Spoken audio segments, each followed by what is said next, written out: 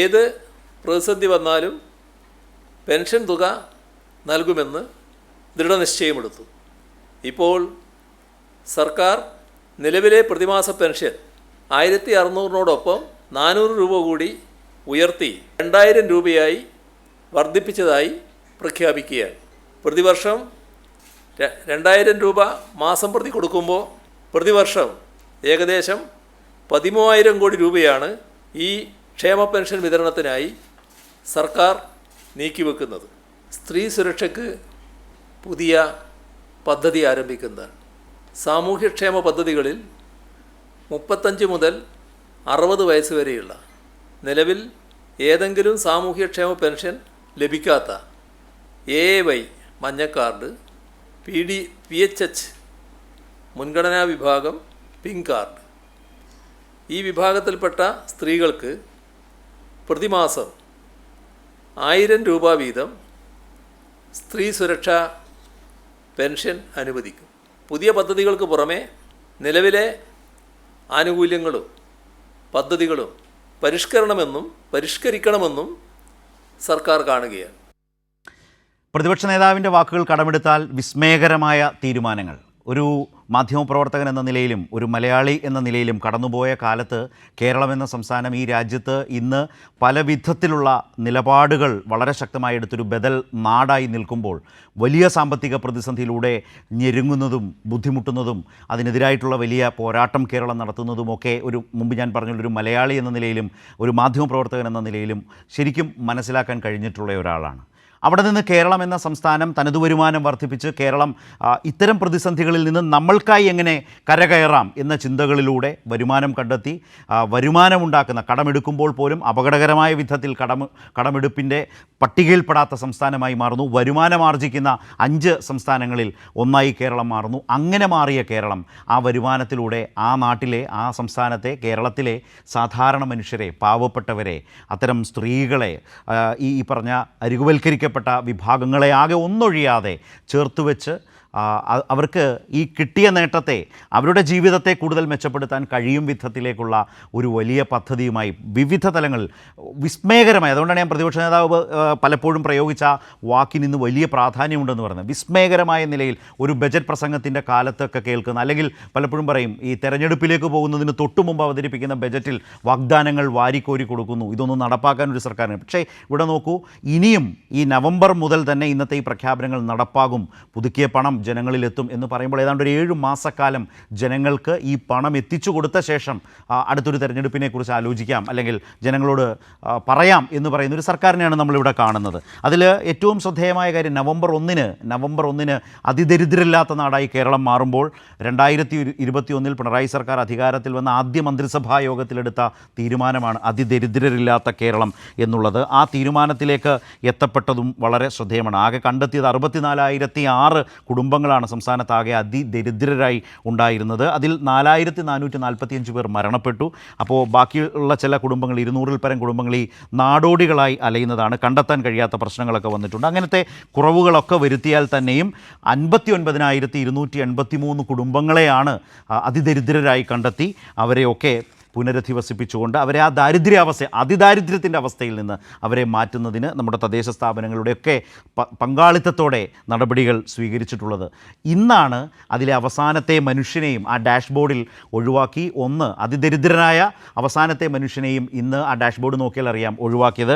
ആ മനുഷ്യന് അവരുടെ തദ്ദേശ സ്ഥാപനം വാങ്ങി നൽകിയ വീടിൻ്റെയും വസ്തുവിൻ്റെയും സ്റ്റാമ്പ് ഡ്യൂട്ടി ഇളവ് ചെയ്തുകൊണ്ട് ക്യാബിനറ്റിൽ തീരുമാനമെടുത്തതോടെയാണ് ഈ സംസ്ഥാനത്തെ പരിഹരിക്കപ്പെടേണ്ട അതിദാരിദ്ര്യമുള്ള മനുഷ്യരുടെ എത്ര പേർ എന്ന ഡാഷ്ബോർഡിൽ ഉണ്ടായിരുന്നതിൽ 1 എന്നതിൽ നിന്ന് അത് ഒഴിവാക്കി 0 എന്നതിലേക്ക് മാറിയത് എന്നുള്ളതുണ്ട്. ഇത് നമ്മുടെ നാടിനെക്കുറിച്ച് പറയുന്ന കാര്യങ്ങളാണ് എന്നുള്ളത് കൊണ്ട് തന്നെ അത് ചിരിച്ചു തള്ളേണ്ടതോ അല്ലെങ്കിൽ ഇതേതെങ്കിലും രാഷ്ട്രീയ താല്പര്യാർത്ഥം പറയുന്നതാണ് എന്ന നിലയിൽ അതിനെ പരിമിതപ്പെടുത്തുകയോ ചെയ്യേണ്ടതല്ല. കണക്കുകളും രേഖകളും വസ്തുതകളും വെച്ച് സംസാരിക്കുകയാണ് കേരളം. അതാണ് കേരളം എന്ന് പറയുന്നത്.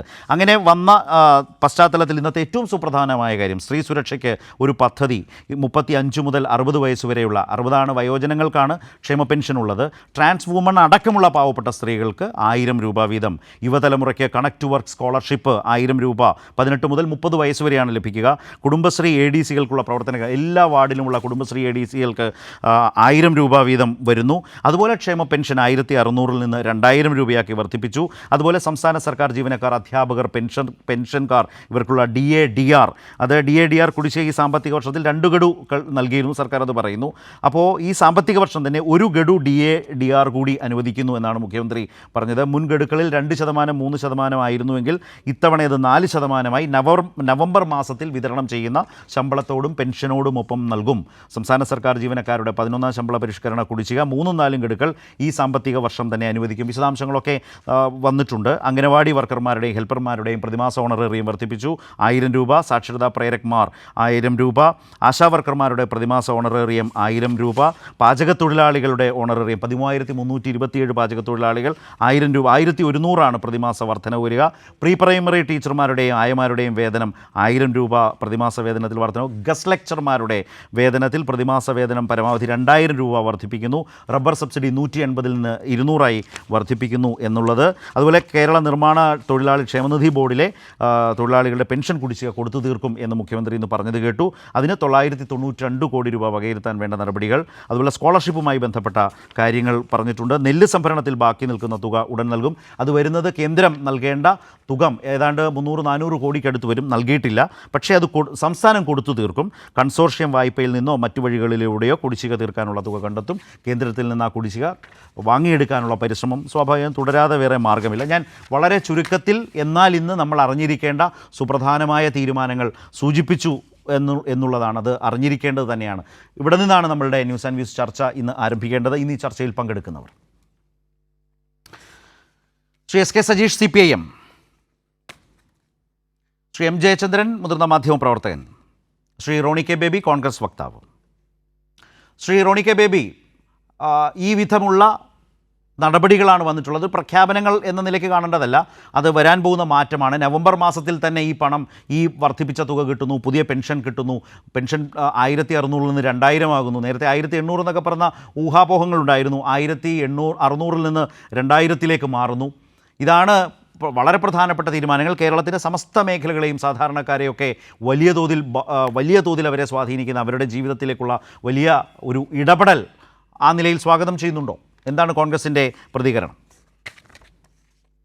ഈ പ്രഖ്യാപനങ്ങളൊക്കെ കേട്ടപ്പോൾ പുതിയ സാമ്പത്തിക വർഷത്തേക്കുള്ള ബജറ്റ് വല്ലതും ഈ സംസ്ഥാന സർക്കാർ ഇന്ന് അവതരിപ്പിച്ചോ എന്നാണ് ഒരു നിമിഷം ഒരു സംശയം തോന്നിപ്പോയത്. സാധാരണഗതിയിൽ ഇത്തരം പ്രഖ്യാപനങ്ങളൊക്കെ നടക്കുന്നത് ബജറ്റിലാണ്, ബജറ്റ് പ്രസംഗത്തിലാണ് പുതിയ ക്ഷേമ പദ്ധതികളും ഒക്കെ സർക്കാർ പ്രഖ്യാപിക്കുന്നത്.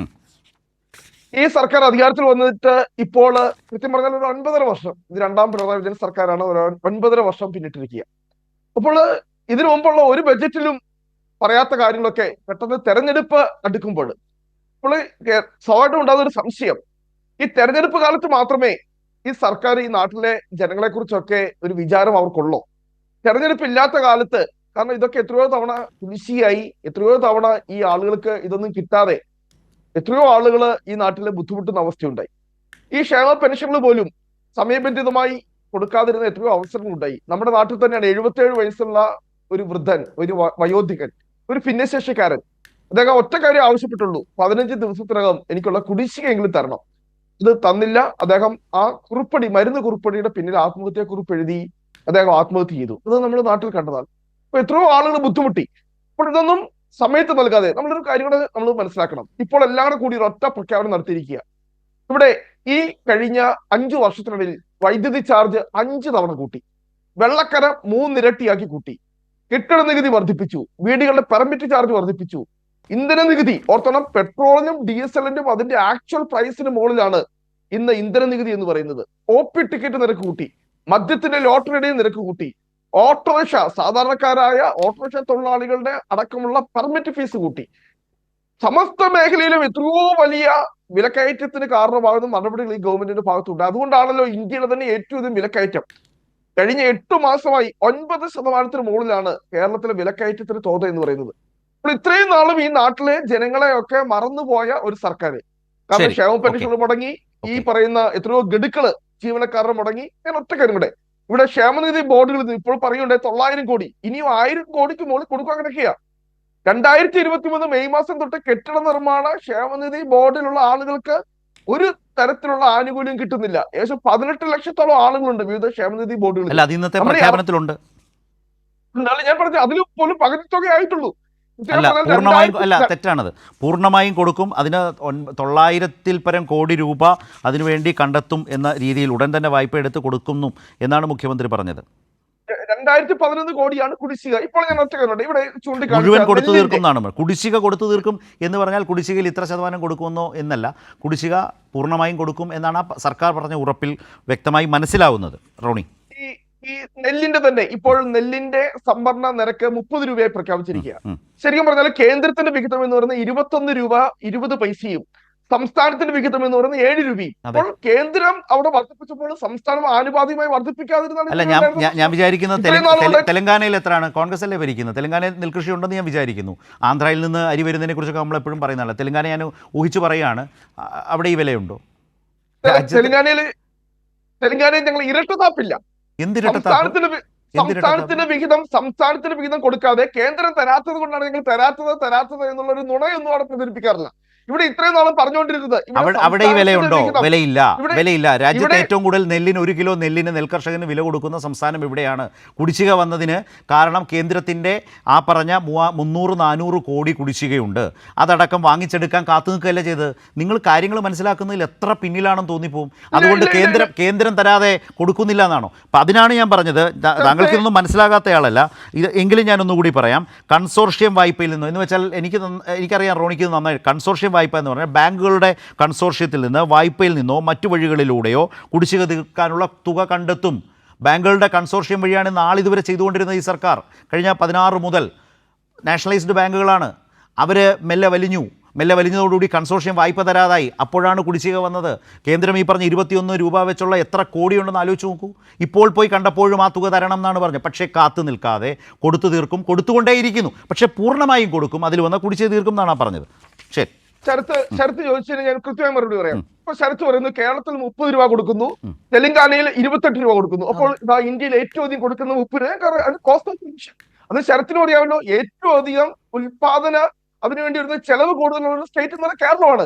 കാരണം കേരളത്തിന് ഇത്രയും കോസ്റ്റ് ഓഫ് പ്രൊഡക്ഷൻ മറ്റു സംസ്ഥാനങ്ങളില്ല. അവിടെ 27 രൂപ കൊടുത്താലും 28 രൂപ കൊടുത്താലും അത് വേറെ കാര്യം. അങ്ങനെയാണെങ്കിൽ നിങ്ങൾ സമ്മതിക്കണം, തെലങ്കാനയിൽ കുടിശ്ശിക വരുത്തിയിട്ടില്ല. കേന്ദ്ര സർക്കാർ അവിടെയും കൊടുക്കുന്നത് 21 രൂപയാണല്ലോ, കേരളത്തിലെ പോലെ തന്നെയല്ലേ? അങ്ങനെയാണെങ്കിൽ തെലങ്കാനയിൽ കുടിശ്ശിക കിട്ടിയിട്ടില്ല, കേരളത്തിൽ മാത്രമേ കുടിശ്ശിക കിട്ടിയിട്ടുള്ളൂ. അപ്പോൾ ഈ പ്രശ്നം ഉണ്ടാകും. പ്രൊഡക്ഷൻ കോസ്റ്റ് അത് വേറെ വിഷയമല്ലേ, അത് വേറൊരു കാര്യമല്ല.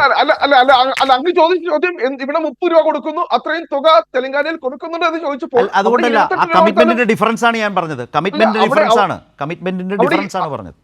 അവിടെ 28 രൂപ കൊടുത്താലും അവിടുത്തെ കർഷകർക്ക് ലാഭകരമാണ്. അത് വേറെ കാര്യം. സർക്കാരിന്റെ നിങ്ങൾക്ക് അത്രയും കിട്ടിയാൽ മതി എന്ന് ചിന്തിക്കുന്നതിന്റെ പ്രശ്നമാണ്. കർഷകന് കുറച്ചുകൂടി ലാഭം കിട്ടിയാൽ എന്താ കുഴപ്പം? ബുദ്ധിമുട്ടുണ്ടോ? അത് കൊടുക്കുന്നില്ല എന്നാണ്. ശരി, ശരത്ത് പിന്നെ അങ്ങ് ഈ കൺസോർഷ്യത്തിന്റെ കാര്യം ഞാൻ പറഞ്ഞുകൊണ്ട് ഞാൻ എന്തുകൊണ്ടാണ് ഇവിടെ ബാങ്കുകള് പിന്നെ കൺസോർഷ്യത്തിൽ നിന്നും പണം കൊടുക്കാതിരുന്നത്? കാരണം സംസ്ഥാന സർക്കാർ ഇവിടുത്തെ ഗ്യാരണ്ടി.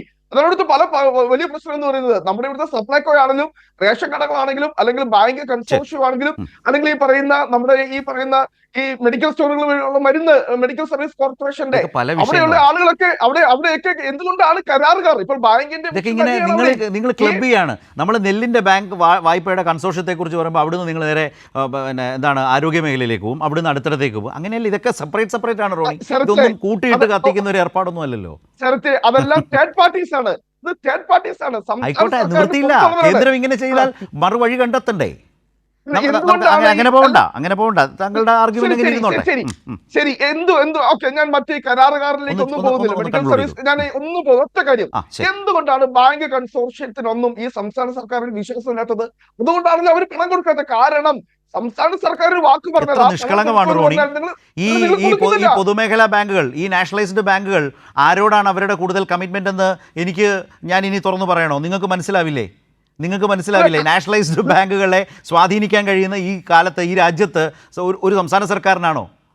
രാജ്യത്തെ സർക്കാർ നിൽക്കുന്ന ഒരു നിൽപ്പിനനുസരിച്ചല്ലേ നാഷണലൈസ്ഡ് ബാങ്കുകൾക്ക് നിൽക്കാൻ കഴിയൂ. അതിൻ്റെ തന്നെ മെർജ് നടന്നുകൊണ്ടിരിക്കുകയല്ലേ.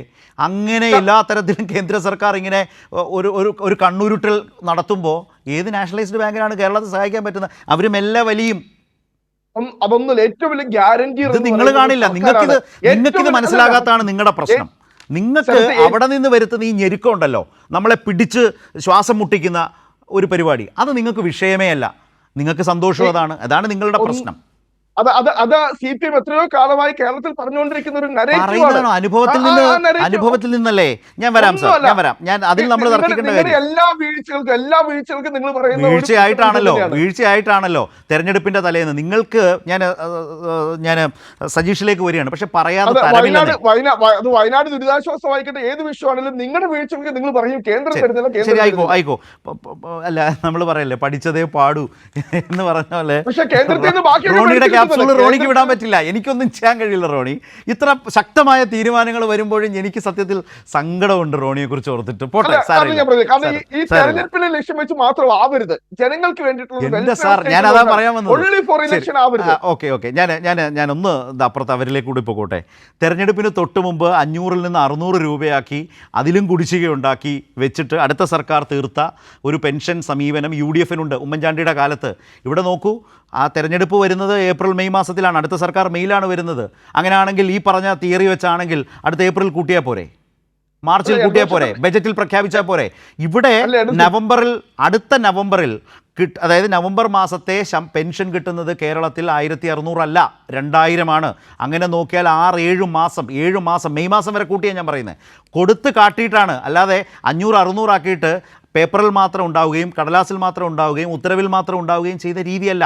അതിന് ധനകാര്യമന്ത്രി വളരെ വ്യക്തമായി ഇതൊക്കെ പറഞ്ഞു. ഞാൻ എൻ്റെ വേറെ തരത്തിൽ സമയം പോകണ്ടെന്ന് ഓർത്താണ്. പക്ഷേ പറയാതെ തരമില്ലാത്ത വിധം ഈ വസ്തുതകളെ നമ്മൾ അങ്ങനെ കണ്ണുടച്ച് കേട്ടിരിക്കാനും പാടായതുകൊണ്ടാണ്. ഞാൻ സജീഷിലേക്ക് വരികയാണ്. സജീഷ്, ഇതാണ് സജീഷിലേക്ക് എന്തോ ചില സാങ്കേതിക തടസ്സങ്ങളുണ്ടെന്ന് തോന്നുന്നു. ഞാൻ വരാം, സജീഷിലേക്ക് വരാം. ശ്രീ ജയചന്ദ്രൻ, ഇതിൽ ഞാൻ ഈ ഭാഗത്തേക്ക് പോകണ്ട. ഏതായാലും സജീഷ് കുറേയൊക്കെ കേട്ടിട്ടുണ്ട്. അദ്ദേഹം അതിന് മറുപടിയും അദ്ദേഹത്തിൻ്റെ കാഴ്ചപ്പാടും പറയട്ടെ. അതാ സജീഷ് വന്നിട്ടുണ്ട്. സജീഷിലേക്ക് പോയിട്ട് വരാം. ശ്രീ ജയചന്ദ്രൻ, സജീഷ്, എങ്ങനെയായിരിക്കും കോൺഗ്രസ് അടങ്ങുന്ന പ്രതിപക്ഷം ഇതിനെ സമീപിക്കുക എന്നതിൻ്റെ ഒരു രൂപം റോണിയിലൂടെ SK സജീഷിന് ലഭിച്ചോ? ഈ പറഞ്ഞതിൽ ഏതെങ്കിലും ആർഗ്യുമെൻ്റ് നിങ്ങൾക്ക് വളരെ വൈഷമ്യം സൃഷ്ടിക്കുന്നതും നിങ്ങൾക്ക് പരിഹരിക്കാൻ കഴിയാത്തതും നിങ്ങളുടെ തലയ്ക്ക് മുകളിലൊരു എന്ന് വെച്ചാൽ ഈ സർക്കാരിന് തലയ്ക്ക് മുകളിലൊരു പ്രതിബന്ധമായി നിൽക്കുന്നതും ജനങ്ങൾ സർക്കാരിനെ അവിശ്വസിക്കുന്നതുമായ ഒരു വിഷയം പ്രതിപക്ഷത്തിന് സർക്കാരിന് മേൽ അവതരിപ്പിക്കാൻ കഴിഞ്ഞിട്ടുണ്ടോ? ഉണ്ടെങ്കിൽ മറുപടി വേണം.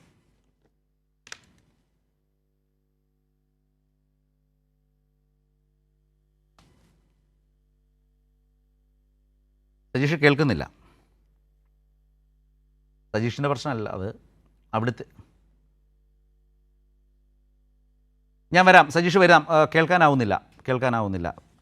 വരാം. ശ്രീ ജയചന്ദ്രൻ, താങ്കൾ കേൾക്കുന്നുണ്ടോ എന്ന് വിചാരിക്കുന്നു. സജീഷ് റെഡിയാകുകയാണെങ്കിൽ എന്നോട് വേഗം പറയുക.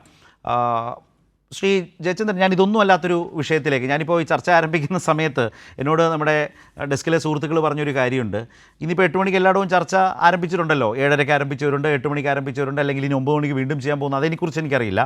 പക്ഷേ കേരളത്തെ സംബന്ധിച്ച്, ജീവിതത്തെ സംബന്ധിച്ച് വളരെ സുപ്രധാനമായ തീരുമാനങ്ങൾ എടുക്കുമ്പോൾ ആ വാർത്താ സമ്മേളനത്തിൻ്റെ ഒരു ട്രെൻഡും താങ്കൾ കണ്ടാണ്. മുഖ്യമന്ത്രി PM ശ്രീയുമായി ബന്ധപ്പെട്ട് അഭിപ്രായം പറഞ്ഞു, തീരുമാനം പറഞ്ഞു. അവിടെ നിന്ന് ഏറ്റവും ശക്തമായ തീരുമാനങ്ങളിലേക്ക് പോകുമ്പോൾ ആ വാർത്താ സമ്മേളനത്തിൻ്റെ ഒരു പൊതുമൂടും അത് തന്നെയായിരുന്നു. റൈറ്റ്. ഞാനൊന്ന് സജീഷിലേക്ക് ശ്രീ ജയചന്ദ്രൻ, അതേക്കുറിച്ച് എന്താണ് കമൻറ്റ് ചെയ്യുന്നത്? അങ്ങനെ വന്നിട്ടും 8 മണിക്ക് എല്ലാ ചർച്ചയും CPM CPI എന്നുള്ള നിലയിലാണ് ചാനലുകൾ ഇപ്പോഴും സമീപിക്കുന്നത്. കേരളത്തിലെ ജനതയെ, കേരളത്തിൻ്റെ ജീവിതത്തെ എങ്ങനെയാണ് ആളുകൾ കാണുന്നത്, അല്ലെങ്കിൽ മാധ്യമങ്ങൾ കാണുന്നത് എന്നൊരു വലിയ എന്താ പറയുന്നത്, ആശ്ചര്യം എന്നൊന്നും പറയേണ്ട കാര്യമില്ല. പക്ഷേ എന്നാലും എത്രമാത്രം ശരിയല്ല ഈ രീതി എന്ന് തോന്നിപ്പോകുന്നുണ്ടോ? ശ്രീ ജയചന്ദ്രൻ, താങ്കൾ എന്ത് പറയും? അത് അടിസ്ഥാന പ്രശ്നം എന്ന് പറഞ്ഞാൽ ജനങ്ങളിൽ നിന്ന് എത്രമേൽ അകന്നു കഴിഞ്ഞിരിക്കുന്നു കേരളത്തിലെ മാധ്യമങ്ങൾ എന്നുള്ളതിന്റെ ഏറ്റവും വലിയ തെളിവാണ് താങ്കൾ ഈ ചോദിച്ച ചോദ്യത്തിലൂടെ ഇന്ന് ചർച്ചകളായി മാധ്യമങ്ങൾ പൊതുവിൽ കൊണ്ടുവരുന്നത്. PM ശ്രീ തന്നെയാണ് ഉദ്ദേശിച്ചത്. അത് ഒറ്റ കാര്യം ചുരുക്കി എനിക്ക് പറയാനുള്ളൂ സ്ഥലത്തെ. 2016 പിണറായി വിജയൻ മന്ത്രിസഭ അധികാരം ഏൽക്കുമ്പോൾ അപ്പോൾ തന്നെ പാർട്ടി ഒരു നിലപാട് വ്യക്തമാക്കിയിരുന്നു. CPIM പാർട്ടി എന്നുള്ള നിലയിൽ, രാഷ്ട്രീയ കക്ഷി എന്നുള്ള നിലയിൽ ഒരു നിലപാട് ഖണ്ഡിതമായി ജനങ്ങളോട് പറഞ്ഞിരുന്നു. സർക്കാരിന്റെ ദൈനംദിന ഭരണകാര്യങ്ങളിൽ പാർട്ടി ഇടപെടുകയേയില്ല. അത് ഞങ്ങളുടെ നിലപാടാണ്. നയപരമായ കാര്യങ്ങളുണ്ടെങ്കിൽ പാർട്ടിയായിട്ട് കൂടിയാലോചിക്കണം. മുന്നണിയിൽ വെക്കേണ്ടതാണെങ്കിൽ മുന്നണിയിൽ വെച്ച് ഗവൺമെന്റിന് നടപ്പിലാക്കാം. പക്ഷെ അപ്പോഴും നയപരമായ കാര്യങ്ങളിൽ, ദൈനംദിന കാര്യങ്ങളിലൊന്നും പാർട്ടി ഇടപെടുന്ന പ്രശ്നമേ ഇല്ല. അത് ഒന്നാം പിണറായി മന്ത്രിസഭയിലും രണ്ടാം പിണറായി മന്ത്രിസഭയിലും ഒരേപോലെ പാലിച്ചു തന്നെയാണ് CPIM പോന്നിട്ടുള്ളത്. ഒരു തർക്കവുമില്ലല്ലോ ആർക്കും.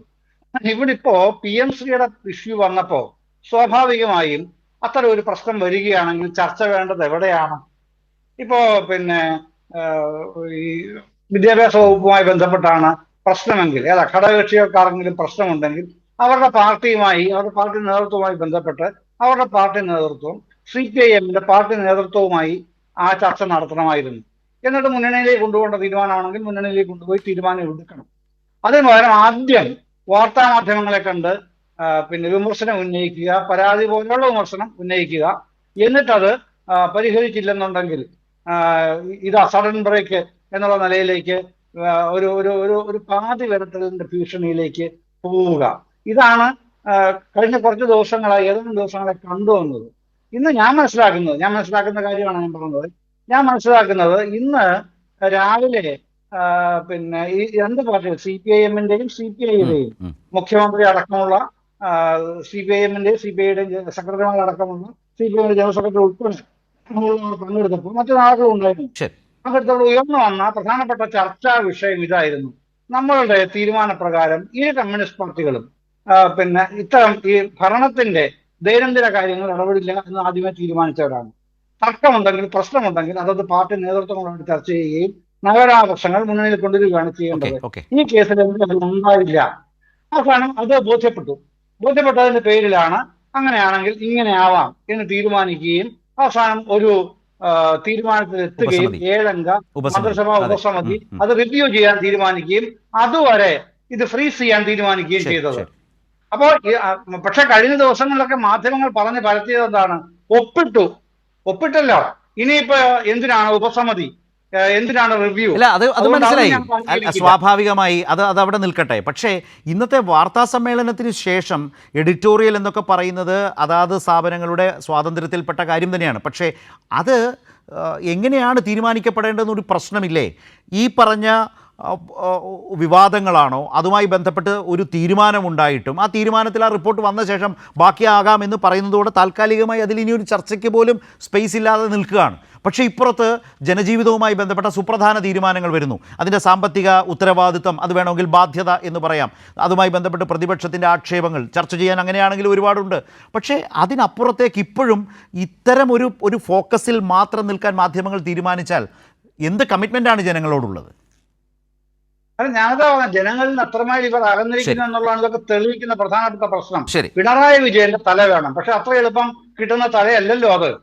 ഇനിയും മനസ്സിലായിട്ടില്ല. ശ്രീ സജീഷ്, അതാണല്ലോ അടിസ്ഥാന പ്രശ്നം. ശരി ശ്രീ സജീഷ്, ഇന്നിപ്പോൾ ഞങ്ങളൊക്കെ എല്ലാ മാധ്യമങ്ങളും, കേരളത്തിലെ മാധ്യമങ്ങൾ പൊതുവിൽ, മാധ്യമപ്രവർത്തകർ ഉച്ചവരെ എല്ലാം ഈ PM-ശ്രീയുമായി ബന്ധപ്പെട്ട് അങ്ങനെ ഗംഭീരമായ ചർച്ചകൾ നടക്കുന്നു, മണിക്കൂറുകൾ കഴിയുന്നു, മന്ത്രിമാർ, CPI മന്ത്രിമാർ മന്ത്രിസഭാ യോഗത്തിൽ പങ്കെടുത്തേക്കില്ല, ഇങ്ങനെയൊക്കെയുള്ള വാർത്തകൾ കൊടുത്തുകൊണ്ടിരിക്കുകയാണ്.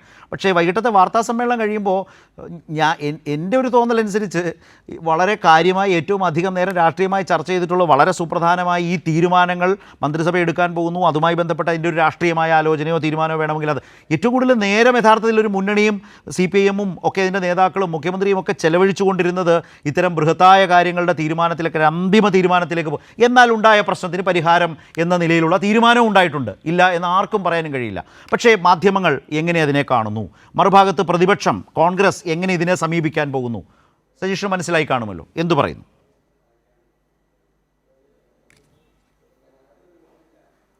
തീർച്ചയായും നേരത്തെ തന്നെ ബഹുമാനപ്പെട്ട മുഖ്യമന്ത്രി ആ കാര്യം സൂചിപ്പിച്ചിട്ടുണ്ട്. നിങ്ങൾ പല പ്രശ്നങ്ങളും ഉണ്ടാക്കിക്കൊള്ളും, പക്ഷേ ഞങ്ങൾ അധികാരത്തിലേക്ക് വന്നത് ഈ നാട്ടിലെ സാധാരണക്കാരായ ജനങ്ങളെ സേവിക്കാനാണ്, അത് ഞങ്ങൾ തുടരുക തന്നെ ചെയ്യും എന്ന് മുഖ്യമന്ത്രി നേരത്തെ പറഞ്ഞത് നമുക്ക് ഓർമ്മയുണ്ട്. ആ ചുമതലാ നിർവഹണവുമായിട്ടുള്ള ചർച്ചകളാണ് ഇടതുപക്ഷ ജനാധിപത്യ മുന്നണിയും അതിൻ്റെ നേതൃത്വവും എല്ലാം നടത്തിക്കൊണ്ടിരിക്കുന്നത്. അതിൻ്റെ ദീർഘനാളത്തെ തുടർച്ചയായിട്ടുള്ള കൃത്യതയോടുകൂടിയുള്ള പ്രവർത്തനത്തിൻ്റെ ഭാഗമായിട്ടാണ് ഇന്ന് മുഖ്യമന്ത്രി ഒരു പെട്ടെന്നുള്ളൊരു പ്രഖ്യാപനമല്ല. ഇതിനൊക്കെ തുടർച്ചയായ ഹോംവർക്കിലൂടെ അതിനാവശ്യമായ പണം കണ്ടെത്തി എങ്ങനെ അത് വിതരണം ചെയ്യുമെന്ന് ഉറപ്പുവരുത്തി ആ രീതിയിലാണ്. സാധാരണഗതിയിൽ ഈ ബജറ്റ് അവസാനത്തെ ബജറ്റിലാണ് ഈ പ്രഖ്യാപനങ്ങൾ വരുന്നതെങ്കിൽ പറയുമായിരുന്നു ബജറ്റ് അടുത്ത ബജറ്റിലാണല്ലോ അത് നടപ്പിലാക്കേണ്ടി വരുന്നത്, അടുത്ത മന്ത്രിസഭയിലേക്കാണ് പോവുക എന്നൊക്കെ പറയാമായിരുന്നു. പക്ഷേ ഇതല്ല, നേരത്തെ തന്നെ കൃത്യമായി നടപ്പിലാക്കി അതിൻ്റെ വഴി കൃത്യമായി 4-5-6 മാസക്കാലം കൃത്യമായ ആളുകൾക്ക് കിട്ടാൻ കഴിയുന്ന രീതിയിൽ കൃത്യമായി വ്യക്തതയോടുകൂടി കാര്യങ്ങൾ അവതരിപ്പിക്കുന്നു എന്നുള്ളതാണ് ഏറ്റവും പ്രധാനപ്പെട്ടത്. ഞാനതിൻ്റെ മറ്റ് വിശദാംശങ്ങളിലേക്ക് പോകുന്നില്ല. ഇപ്പോൾ എനിക്ക് താങ്കൾ നേരത്തെ എന്നോട് ചോദിച്ചൊരു ചോദ്യം ഉണ്ടായിരുന്നു, ഈ പ്രതിപക്ഷത്തിൻ്റെ പ്രതികരണം എന്നത്. പ്രതികരണം എന്നത് ഇവിടെ ബഹുമാനപ്പെട്ട ഈ റോണി കെ ബേബി ഉൾപ്പെടെ നമ്മളെ അത്ഭുതപ്പെടുത്തുകയാണല്ലോ. ഇവരൊക്കെ സംസാരിക്കുമ്പോൾ ഒരു കാര്യം മനസ്സിലാക്കേണ്ടത്, ഇപ്പോൾ ജനങ്ങളെല്ലാ കാര്യവും മനസ്സിലാക്കുന്നവരും അവരുടെ മുന്നിൽ എല്ലാ വിവരങ്ങളും ലഭിക്കുന്നവരുമാണ്. തെലുങ്കാനയൊന്നും വെറുതെ ഉദാഹരിക്കരുത് കോൺഗ്രസിൻ്റെ പ്രതിനിധി. അവിടെ ഏതാണ്ട് 2203 രൂപ താങ്ങുവിലയുള്ള നെല്ലിന് അത് വാങ്ങിയെടുക്കാതെ പകരം തെലുങ്കാന സർക്കാർ വഞ്ചിച്ചതിൻ്റെ ഭാഗമായി 1500 രൂപയ്ക്ക് നെല്ല് വിൽക്കേണ്ട കൊള്ളക്കാർക്ക്, ഈ മേഖലയിലുള്ള വൻകിട കൊള്ളക്കാർക്ക് വിൽക്കേണ്ട ഗതികേടിൽ വന്ന് ഉഴലുന്നൊരു ജനതയാണ് അവിടെയുള്ളത് എന്നത് വസ്തുത പരിശോധിച്ചാൽ മനസ്സിലാവും. ഞാനതിൻ്റെ വിശദാംശങ്ങളിലേക്കൊന്നും പോകുന്നില്ല. മറ്റാരും കാര്യം മനസ്സിലാക്കില്ല എന്ന് കരുതിയിട്ട് വന്ന് തള്ളിക്കളയരുത് എന്ന് മാത്രമേ എനിക്ക് കോൺഗ്രസിൻ്റെ പ്രതിനിധിയോട് പറയാനുള്ളൂ. വസ്തുതകൾ മനസ്സിലാക്കുക. നിങ്ങൾ ഭരിക്കുന്നിടത്തൊക്കെ പരമദയനീയമാണ് കാര്യങ്ങൾ. ഇവിടെ എല്ലാ വിഭാഗത്തെയും പരിഗണിച്ചുകൊണ്ട് മുന്നോട്ട് പോകുമ്പോൾ അത് പ്രകടന പത്രികയിൽ ഊന്നിക്കൊണ്ടാണ്. കൃത്യമായ ലക്ഷ്യബോധമുണ്ട്. ഇവിടെ കോൺഗ്രസോ അല്ലെങ്കിൽ BJPയോ കരുതുന്ന പോലെ തെരഞ്ഞെടുപ്പിൻ്റെ സമയത്ത് ആളുകളുടെ കണ്ണിൽ പൊടിയിടാൻ, ആളുകളെ പറ്റിക്കാൻ ഉള്ള ഒരു മാർഗമല്ല ഇടതുപക്ഷ ജനാധിപത്യ മുന്നണിയുടെ കാഴ്ചപ്പാടിൽ പ്രകടന പത്രിക. ജനങ്ങൾക്ക് കൊടുക്കുന്ന വാഗ്ദാനമാണ്. ആ വാഗ്ദാനം പാലിക്കുന്നു. യഥാർത്ഥത്തിൽ ഇന്ന് നമ്മൾ പരിശോധിക്കുമ്പോൾ 2016 മുതലുള്ള കാര്യങ്ങൾ പരിശോധിക്കുമ്പോൾ നമ്മുടെ മുന്നിലേക്ക് വരുന്നത് എൻ്റെ ഓർമ്മയിൽ ആദ്യം കടന്നു വരുന്നത് 2016 തെരഞ്ഞെടുപ്പിൽ ഇടതുപക്ഷ ജനാധിപത്യ മുന്നണി ജനങ്ങളുടെ മുന്നിൽ വെച്ച മുദ്രാവാക്യമായിരുന്നു. ചരത്തിന് ഓർമ്മയുണ്ടാകും. അത് LDF വരും, എല്ലാം ശരിയാകുമെന്നായിരുന്നു. ഞങ്ങൾ വീടുകൾ തോറും കയറിയിറങ്ങി. ഏതെങ്കിലും ഒരു കോൺഗ്രസിൻ്റെയോ UDFൻ്റെയോ പക്ഷത്ത് നിന്നവർ ഞങ്ങളോട് ചോദിച്ചില്ല എന്താണ് ശരിയാകാനുള്ളത്, എന്താണ് ഈ മുദ്രാവാക്യമെന്ന്. അവർക്കറിയാമായിരുന്നു. തകർന്നടിഞ്ഞ വിദ്യാഭ്യാസ മേഖല, അടച്ചുപൂട്ടുന്ന സ്കൂളുകൾ, കിട്ടാത്ത പാഠപുസ്തകങ്ങൾ, ആശുപത്രിയിലേക്ക് പോയാൽ മരുന്നില്ല, ഡോക്ടർമാരില്ല, പൊളിഞ്ഞു വീഴാറായ കെട്ടിടങ്ങൾ, അടിസ്ഥാന സൗകര്യങ്ങളൊന്നുമില്ല, 18 മാസക്കാലം 600 രൂപയുണ്ടായിരുന്ന ക്ഷേമ പെൻഷൻ്റെ കുടിശ്ശിക, ജനങ്ങൾക്ക് എന്തെല്ലാം അവകാശങ്ങളുണ്ടോ അതെല്ലാം ഇല്ലാതായി.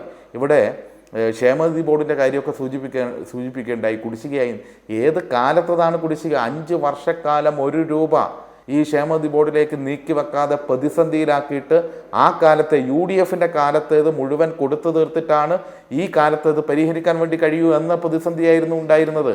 ഇതെല്ലാം വസ്തുത പരിശോധിച്ചാൽ അറിയാമല്ലോ. ഇങ്ങനെ തകർന്നടിഞ്ഞൊരു കേരളത്തെ നോക്കിയാണ് ഇടതുപക്ഷം പറഞ്ഞത് LDF വരും, എല്ലാം ശരിയാകുമെന്ന്. ജനങ്ങൾ വിശ്വസിച്ചല്ലോ. 2021 ഞങ്ങൾ വീട് കയറാൻ വേണ്ടി ജനങ്ങളുടെ ഇടയിലേക്ക് ചെന്നപ്പോൾ ഒരു ഇടതുപക്ഷ പ്രവർത്തകനെയും നോക്കി ഈ നാട്ടിലെ ഒരാളും ചോദിച്ചില്ല നിങ്ങൾ പറഞ്ഞല്ലോ LDF വരും, എല്ലാം ശരിയാകുമെന്ന്. എന്താണ് ശരിയായത് എന്ന ചോദ്യം ഞങ്ങൾക്ക് നേരിടേണ്ടി വന്നിട്ടില്ല. 91 സീറ്റിൽ നിന്ന് 99 സീറ്റിലേക്ക് ഇടതുപക്ഷം മുന്നോട്ട് കുതിക്കുമ്പോൾ അന്ന് ഉറപ്പാണ് ഇടതുപക്ഷം എന്നാണ് പറഞ്ഞത്. ഉറപ്പാണ് ഇടതുപക്ഷം. ആ ഉറപ്പാണ് ഇവിടെ പാലിക്കുന്നത്. ആദ്യത്തെ ക്യാബിനറ്റിൽ തീരുമാനിക്കുകയാണ് അതിദാരിദ്ര്യമുക്തമാകണം കേരളം. ലോകത്ത് ഏതെങ്കിലും രാജ്യത്തിന് എളുപ്പത്തിൽ സങ്കല്പിക്കാൻ വേണ്ടി കഴിയുന്ന ഒരു കാര്യമല്ലത്. ലോകത്ത് അപൂർവമായ പ്രദേശങ്ങളിൽ മാത്രമേ അതിദാരിദ്ര്യമില്ലാതുള്ളൂ. ഇന്ത്യയിൽ ഏതെങ്കിലും ഒരു സംസ്ഥാനത്തിൽ സ്വപ്നം കാണില്ല. ഇവിടെ കോൺഗ്രസിൻ്റെ പ്രതിനിധിയാണല്ലോ ഇരിക്കുന്നത്. നിങ്ങൾ ഒരുപാട് പതിറ്റാണ്ടുകൾ ഈ രാജ്യം ഭരിച്ചിട്ടുണ്ട്, ഇന്ത്യ ഭരിച്ചിട്ടുണ്ട്. പല സംസ്ഥാനങ്ങളും നിങ്ങൾ പതിറ്റാണ്ടുകൾ ഭരിച്ചിട്ടുണ്ട്. നിങ്ങൾ ഇനിയൊരു പതിറ്റാണ്ടല്ല, ഇനിയൊരു നൂറ്റാണ്ടിലപ്പുറം ഈ കേരളമോ അല്ലെങ്കിൽ ഇന്ത്യയോ ഭരിച്ചാൽ കോൺഗ്രസ് പോലെയുള്ള BJP പോലെയുള്ള ഒരു വലതുപക്ഷ രാഷ്ട്രീയ പ്രസ്ഥാനത്തിന് സ്വപ്നം കാണാൻ വേണ്ടി കഴിയുന്നതല്ല ഇന്ത്യയിൽ അതിദാരിദ്ര്യമുക്തമാക്കുക എന്ന് പറയുന്നത്. അത് ജനങ്ങളോടുള്ള കാഴ്ചപ്പാടിൻ്റെ അടിസ്ഥാനത്തിൽ മാത്രം രൂപപ്പെടുന്നതാണ്. എങ്ങനെയാണ് ഇതെല്ലാം സാധ്യമാകുന്നത്? ഒരു വ്യക്തമായ കാഴ്ചപ്പാട്, ക്ഷേമം, കരുതൽ, വികസനം, ഇത് മൂന്നും ഏകോപിപ്പിച്ച് കൊണ്ടുപോകുക എന്നുള്ളതാണ്. ഒരു വശത്ത് ക്ഷേമ പദ്ധതികൾ കൃത്യമായി നടപ്പിലാക്കുന്നു. അതാണ് ക്ഷേമ പെൻഷൻ 2000-ലേക്ക് എത്തുന്നത്. 2000 രൂപ ഒരു കുടുംബത്തിലെത്തുകയാണ് 62 ലക്ഷം കുടുംബങ്ങൾക്ക്. സാധാരണക്കാരായ കുടുംബത്തിന് പട്ടിണിയില്ലാതെ അല്ലലില്ലാതെ മുന്നോട്ട് പോകാൻ അത് ഏറ്റവും വലിയൊരു താങ്ങായിരിക്കും എന്ന കാര്യത്തിൽ തർക്കമില്ലല്ലോ. രാജ്യത്ത് ഏത് സംസ്ഥാനത്താണ് 2000 രൂപ 62 ലക്ഷം കുടുംബങ്ങൾക്ക് കൊടുക്കുന്ന? മറ്റേത് സംസ്ഥാനത്തിൻ്റെ പേര് പറയാൻ വേണ്ടി പറ്റും? വേറെ എവിടെയില്ലല്ലോ. ഇങ്ങനെ ഓരോന്നും അവിടെ ഓരോ മേഖലയിലും കൃത്യമായി ഇടപെട്ടുകൊണ്ട് ക്ഷേമകാര്യങ്ങൾ, എല്ലാ വിഭാഗത്തിൻ്റെയും ക്ഷേമകാര്യങ്ങൾ നോക്കുന്നു. അതോടൊപ്പം കരുതൽ. ഒരുപാട് പ്രതിസന്ധികളിലൂടെ കേരളം കടന്നുപോയി.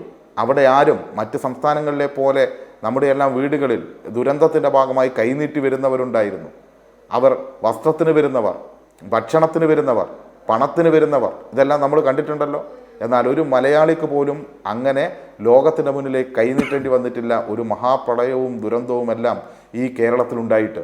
കാരണം കരുതലുണ്ടായിരുന്നു കേരളത്തിലെ സർക്കാർ എന്നുകൊണ്ടാണ്. ഒരാളുടെ മുന്നിലും കൈനീട്ടേണ്ടി വന്നില്ല. ഈ കേരളം അതിജീവിച്ചു. ഇതുപോലെയുള്ള മാധ്യമ ചർച്ചകളിൽ എനിക്ക് ഓർമ്മയുണ്ട്, അന്ന് ബുദ്ധിജീവികളായ പലരും വന്നിരുന്ന് പറഞ്ഞു, ഇനി കേരളം രക്ഷപ്പെടില്ല, കാരണം ഒരു നൂറ്റാണ്ടിലെ മഹാപ്രളയം മുങ്ങിപ്പോയി കേരളത്തിൻ്റെ വലിയൊരു ഭാഗം. പക്ഷേ അതിൻ്റെ ഒരു അടയാളം പോലുമില്ലാതെ കേരളത്തെ സംരക്ഷിച്ചു. അവിടെ മാത്രമല്ല, അതിനുശേഷം ഏറ്റവും പ്രധാനപ്പെട്ടത് വികസനം. ലോകത്ത് കണ്ണഞ്ചിപ്പിക്കുന്ന നിലയിലേക്കുള്ള വികസനത്തിലേക്ക് റോഡുകൾ, പാലങ്ങൾ, ആശുപത്രികൾ, സ്കൂൾ കെട്ടിടങ്ങൾ എല്ലാം അന്താരാഷ്ട്ര നിലവാരത്തിലേക്ക് കേരളത്തിലെ ഈ ഗവൺമെൻറ് എന്തെങ്കിലും ഒന്ന് നിർമ്മിക്കുകയാണെങ്കിൽ ഇന്ത്യയിലെ മറ്റ് സംസ്ഥാനങ്ങളോടല്ലല്ലോ താരതമ്യം. ഇന്നലെ നമ്മുടെ സുവോളജിക്കൽ പാർക്ക് ഉദ്ഘാടനം ചെയ്തല്ലോ. ലോകത്ത് രണ്ടാമത്തേത്, ലോകത്തിലെ പ്രധാനപ്പെട്ടത്, ലോകത്തിലെ എന്നാണ് പറയുന്നത്. കേരളത്തെ താരതമ്യം ചെയ്യുന്നത് ലോകത്തോടാണ്, ഇന്ത്യയോടല്ല. ഇന്ത്യയിലെ മറ്റ് സംസ്ഥാനങ്ങളുമായിട്ടല്ല ഈ ഇടതുപക്ഷം ഭരിക്കുന്ന കേരളത്തെ താരതമ്യം ചെയ്യുന്നത്. ശിശുമരണ നിരക്ക് അമേരിക്കയിൽ 5.7 ആണെങ്കിൽ 5.7 കുട്ടികൾ അവിടെ ജനിക്കുമ്പോൾ മരിക്കുന്നുണ്ടെങ്കിൽ ഇവിടെ ഇല്ല, 5ആയി കുറച്ചിരിക്കുന്നു. ലോകത്ത് ഇങ്ങനെ ഓരോ മേഖലയിലും, ഞാനതിൻ്റെ വിശദാംശങ്ങളിലേക്ക് പോകുന്നില്ല. ഒറ്റ കാര്യം കൂടി, നേരത്തെ എനിക്ക് അവസരം കിട്ടിയില്ല എന്നുള്ളതുകൊണ്ട് ഞാൻ സൂചിപ്പിക്കുകയാണ്. എല്ലാ മേഖലയെയും സ്പർശിച്ചു പോവുകയാണ് ഒരു ഗവൺമെൻറ്. ഇന്ന് തന്നെ മുഖ്യമന്ത്രിയുടെ പത്രസമ്മേളനം യഥാർത്ഥത്തിൽ ഒരു ചിത്രം വരയ്ക്കുന്നത് പോലെ വിവിധ വർണ്ണങ്ങൾ ചേർത്തുകൊണ്ട് ഒരു നവകേരളത്തെ നമ്മുടെ മുന്നിൽ വരച്ചു കാട്ടുകയായിരുന്നില്ലേ സഖാവ് പിണറായി വിജയൻ? ലക്ഷ്യബോധത്തോടു കൂടി. അത് ക്ഷേമ പെൻഷൻ്റെ കാര്യത്തിൽ, സ്ത്രീ സുരക്ഷയുടെ കാര്യത്തിൽ. ഇവിടെ 35-നും 60-നും ഇടയിൽ പ്രായമുള്ള 31.34 ലക്ഷം പേർക്കാണ് ആനുകൂല്യം ലഭിക്കാൻ വേണ്ടി പോകുന്നത്. അതുപോലെ തന്നെ യുവതയുടെ കാര്യത്തിൽ 18-നും 30-നും ഇടയിലുള്ള 5 ലക്ഷത്തിൽ പരം പുതിയ തലമുറക്കാണ് ഇതിൻ്റെ ആനുകൂല്യം ലഭിക്കാൻ വേണ്ടി പോകുന്നത്. പിന്നെ വിവിധ വിഭാഗങ്ങൾ, ഞാനതിൻ്റെ വിശദാംശങ്ങളിലേക്ക് പോകുന്നില്ല. സാക്ഷരതാ പ്രേരകന്മാർ, ആശമാർ, പാചക തൊഴിലാളികൾ, അംഗനവാടി ജീവനക്കാർ, ഗസ്റ്റ് ലെക്ചർമാർ, മത്സ്യത്തൊഴിലാളികൾ, ഖാദി മേഖലയിൽ പണിയെടുക്കുന്നവർ, മറ്റ് ജീവനക്കാർ, പെൻഷൻകാർ, ഇങ്ങനെ എല്ലാ മേഖലയും, പ്രവാസികൾ, എല്ലാവരെയും സംരക്ഷിക്കുന്ന രീതിയിൽ, അവരുടെ എല്ലാം ക്ഷേമാനുകൂല്യങ്ങൾ വർദ്ധിപ്പിക്കുന്ന രീതിയിൽ. അതോടൊപ്പം തന്നെ ആരോഗ്യ മേഖലയിൽ UDFൻ്റെ കാലത്ത് 5 വർഷക്കാലം ആരോഗ്യ മേഖലയിൽ സൗജന്യ ചികിത്സയ്ക്ക് വേണ്ടി ചെലവഴിച്ചത് 679 കോടി രൂപയാണ്. എന്നാൽ കഴിഞ്ഞ സാമ്പത്തിക വർഷം മാത്രം സൗജന്യ ചികിത്സയ്ക്ക് വേണ്ടി 1498 കോടി രൂപയാണ് ഈ ഗവൺമെൻറ് ചെലവഴിച്ചത്. എന്ന് പറഞ്ഞാൽ ഒരു വർഷം LDF ഗവൺമെൻറ് സൗജന്യ ചികിത്സയ്ക്ക് ചെലവഴിക്കുന്നതിൻ്റെ 1/3 പോലും 5 വർഷം കൊണ്ട് UDF ഗവൺമെൻറ് കാലത്ത് ചെലവഴിച്ചില്ല എന്ന് കണക്കുകൾ പരിശോധിച്ചാൽ കാണാൻ വേണ്ടി കഴിയും. 600 രൂപ പെൻഷൻ അവർ കുടിശ്ശികയാക്കി എന്ന് മാത്രമല്ല, അവരാകെ കൊടുത്തത് 8833 കോടി രൂപയാണ് 5 വർഷക്കാലം. എന്നാൽ ഇപ്പോൾ ഈ വർധനവെല്ലാം കൂട്ടുമ്പോൾ ഈ 10 വർഷക്കാലം 1 ലക്ഷം കോടി രൂപ കേരളത്തിലെ 62 ലക്ഷം കുടുംബങ്ങളുടെ കയ്യിലേക്ക് പെൻഷനായി ലഭിക്കുന്ന സാഹചര്യത്തിലേക്ക് മാറുകയാണ്. അതാണ് മാറുന്ന കേരളം. കേരളത്തെ സാമ്പത്തികമായി കേന്ദ്ര സർക്കാർ ഞെരുക്കുക കൂടി ചെയ്തില്ലായിരുന്നെങ്കിൽ എന്തായിരിക്കുമായിരുന്നു കേരളത്തിൻ്റെ മുന്നേറ്റം? യഥാർത്ഥത്തിൽ ഇന്ന് മാധ്യമങ്ങൾ ഇതൊന്നും ചർച്ച ചെയ്യുന്നില്ല. പക്ഷേ കേരളത്തിലെ മാധ്യമങ്ങൾ, പൊതുജനങ്ങൾ, പൊതുസമൂഹം ആകെ ചർച്ച ചെയ്യേണ്ടത് കേരളത്തോട് കാണിക്കുന്ന അവഗണനയ്ക്കെതിരായി നാം ഒരുമിച്ച് പോരാടുക എന്നുള്ളതാണ്. ഇത് മലയാളികൾക്ക് വേണ്ടിയാണ്. ഈ 62 ലക്ഷം എന്ന് പറഞ്ഞാൽ ഏതെങ്കിലും പാർട്ടിക്കാരാണോ, ഏതെങ്കിലും മുന്നണിക്കാരാണോ? ഈ ആനുകൂല്യങ്ങളെല്ലാം ലഭിക്കുന്നത് മലയാളികൾക്കാണ്. മലയാള നാടിനെ ഇല്ലാതാക്കാൻ വേണ്ടി ശ്രമിക്കുമ്പോൾ മലയാളികളുടെ ഒരു കൂട്ടായ്മ ബോധം ഉണ്ടാകേണ്ടതുണ്ട്. അങ്ങനെ ഒരുമിച്ച് നിന്ന് എല്ലാവരും ഒരുമിച്ച് നിൽക്കുകയാണെങ്കിൽ നമുക്ക് നിഷേധിക്കപ്പെടുന്ന ആനുകൂല്യങ്ങൾ കൂടി ലഭിക്കുകയും അതിൻ്റെ അടിസ്ഥാനത്തിൽ നമുക്ക് മുന്നോട്ട് പോകാൻ വേണ്ടി കഴിയും. എല്ലാ കാര്യത്തിലും ഒറ്റ കാര്യത്തിലൂടെ ഞാൻ പറയാം, നമ്മൾ നേട്ടങ്ങൾ ചെറുതല്ല. 5 ലക്ഷത്തിൽ പരം പേർക്ക് 4 ലക്ഷം രൂപ സർക്കാർ മുടക്കി വീട് നിർമ്മിച്ചു കൊടുത്തു എന്ന് പറയുമ്പോൾ ഇന്ത്യയിൽ ഏത് സംസ്ഥാനത്താണ് 4 ലക്ഷത്തിൽ പരം രൂപ സർക്കാർ മുടക്കിയിട്ട് 5 ലക്ഷം ആളുകൾക്ക് വീട് നിർമ്മിച്ചു കൊടുത്തത്? ഇന്ത്യയിൽ ഏതെങ്കിലും ഉണ്ടെങ്കിൽ പറയൂ, ഇവർ പറയാൻ വേണ്ടി പറ്റുമോ? ഇന്ത്യയിലല്ല, ലോകത്ത് എന്ന് നമുക്ക് ചോദിച്ചുകൂടെ? ലോകത്ത് എവിടെയാണ് ഉണ്ടാവുക ഇത്രയും ആ തുകയുടെ മൂല്യത്തിന് വീടുകൾ നിർമ്മിച്ചു കൊടുത്തത്? അത് നാം കാണേണ്ടേ? ഉണ്ടെങ്കിൽ ഇതേപോലെയുള്ള കാഴ്ചപ്പാടുള്ള ഇടതുപക്ഷക്കാരും കമ്മ്യൂണിസ്റ്റുകാരും എല്ലാം ഭരിക്കുന്ന ഭൂപ്രദേശങ്ങളിൽ ഉണ്ടാകും. ആ നിലയിൽ മാതൃകാപരമായ മുന്നേറ്റമാണ് നടത്തിക്കൊണ്ടിരിക്കുന്നത്. ഇവിടെ വിപണിയിൽ ഇടപെടുന്നു, വിലക്കയറ്റത്തെ തടയാൻ വേണ്ടി, അതുപോലെ തന്നെ ഭക്ഷ്യസുരക്ഷയ്ക്ക് വേണ്ടി പണം മാറ്റിവെക്കുന്നു, റബ്ബർ സബ്സിഡിക്ക് വേണ്ടി റബ്ബറിന്റെ താങ്ങുവില വർദ്ധിപ്പിക്കുന്നു. നെല്ലിന്റെ കാര്യം നേരത്തെ ഇന്ത്യയിൽ ഏറ്റവും ഉയർന്ന താങ്ങുവിലയാണ്. കളവ് പറഞ്ഞുകൊണ്ട് ഇതിനെയെല്ലാം മറച്ചു കളയാമെന്ന് ഒരു കോൺഗ്രസും ഒരു UDF-ഉം ധരിക്കരുത് എന്ന് മാത്രമേ ഞങ്ങൾക്ക് അഭ്യർത്ഥിക്കാനുള്ളൂ. ജനങ്ങളുടെ മാറ്റാൻ വേണ്ടി റോണി, ഇതിലൊരു പ്രധാനപ്പെട്ട കാര്യം, ഈ പറഞ്ഞ തരത്തിൽ ജനങ്ങളോട് ഇക്കാര്യങ്ങൾ പറയാൻ, ചെയ്തുകൊണ്ട് പറയാൻ, അവരിലേക്ക് പണം എത്തിച്ചുകൊണ്ട് ഈ രീതിയിലൊക്കെ തന്നെ പറയാൻ കഴിയുന്നുവെങ്കിൽ അതൊരു വലിയ ഇമ്പാക്റ്റ് അല്ലേ? പ്രതിപക്ഷം വളരെ സീരിയസ് ആയി ഇതിനെ അപ്രോച്ച് ചെയ്യണ്ടേ? വളരെ വലിയൊരു ഇമ്പാക്റ്റ് സർക്കാർ ജനങ്ങൾക്ക് മുമ്പിൽ സൃഷ്ടിക്കുകയല്ലേ, ഉണ്ടാക്കുകയല്ലേ? കാരണം ഞാൻ ആദ്യമേ ഇവിടെ ചൂണ്ടിക്കാണിച്ചതുപോലെ ജനങ്ങളോടുള്ള ഒരു സർക്കാരിന്റെ കമ്മിറ്റ്മെന്റ് എന്ന് പറയുന്നത് തെരഞ്ഞെടുപ്പ് പ്രഖ്യാപിക്കുന്ന അവസരങ്ങളിൽ മാത്രം ആവരുത്. ഒരുപാട് ഒന്നാമത്തെ പ്രശ്നം, ഇവിടെ തെരഞ്ഞെടുപ്പ്, പഞ്ചായത്ത് തെരഞ്ഞെടുപ്പ് പോലും പ്രഖ്യാപിച്ചിട്ടില്ല. നിയമസഭാ തെരഞ്ഞെടുപ്പിന് ഇനിയും 6-7 മാസം നിൽക്കുന്നു. അങ്ങനെയാണെങ്കിൽ സർക്കാരുകൾക്ക് പിന്നെ പ്രവർത്തിക്കാൻ കഴിയില്ലല്ലോ റോണി. ഉമ്മൻചാണ്ടി 100 രൂപ കൂട്ടിയ തെരഞ്ഞെടുപ്പിന് തൊട്ട് മുമ്പല്ലേ? ഇപ്പം ഇവിടെ ക്ഷേമ പെൻഷനുകളുടെ കാര്യം പറയുന്നു. 2016 1600 ആയിരുന്നു. ഈ 9.5 വർഷം കഴിഞ്ഞു. ഇപ്പോൾ ഈ ക്ഷേമ പെൻഷനുകൾ 9.5 വർഷം. ഞാനതാണ് ചൂണ്ടിക്കാണിക്കുന്നത്. ഇത് സമയബന്ധിതമായി, ഞാൻ പറഞ്ഞത് ഇവിടെ എത്രയോ കോസ്റ്റ് ഓഫ് ലിവിംഗ് ഉണ്ടായി, പണപ്പെരുപ്പം ഉണ്ടായി, അല്ലെങ്കിൽ ഈ പെൻഷനുകളുടെ 80-കൾക്ക് ശേഷമുള്ള ചരിത്രം നോക്കൂ. ഈ 1600 രൂപയിൽ എത്തിച്ച പെൻഷനിൽ UDF-ന്റെ കോൺഗ്രസ് മുഖ്യമന്ത്രിമാരുടെ കോൺട്രിബ്യൂഷൻ എത്ര?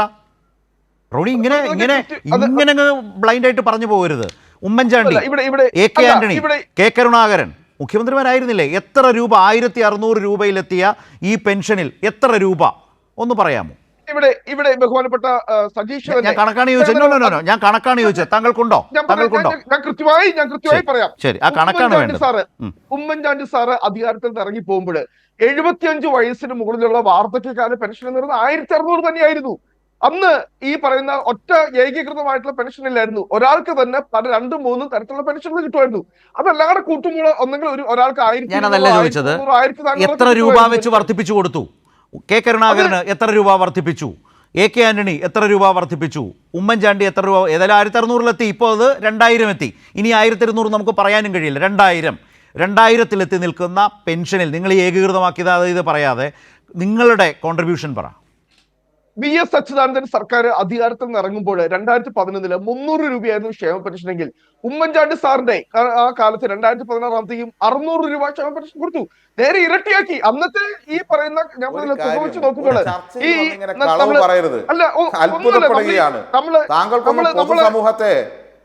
പൊതുസമൂഹത്തെ അഡ്രസ് ചെയ്യേണ്ട സുഹൃത്തെ, ബഹുമാനത്തോടെ ചോദിക്കുകയാണ്.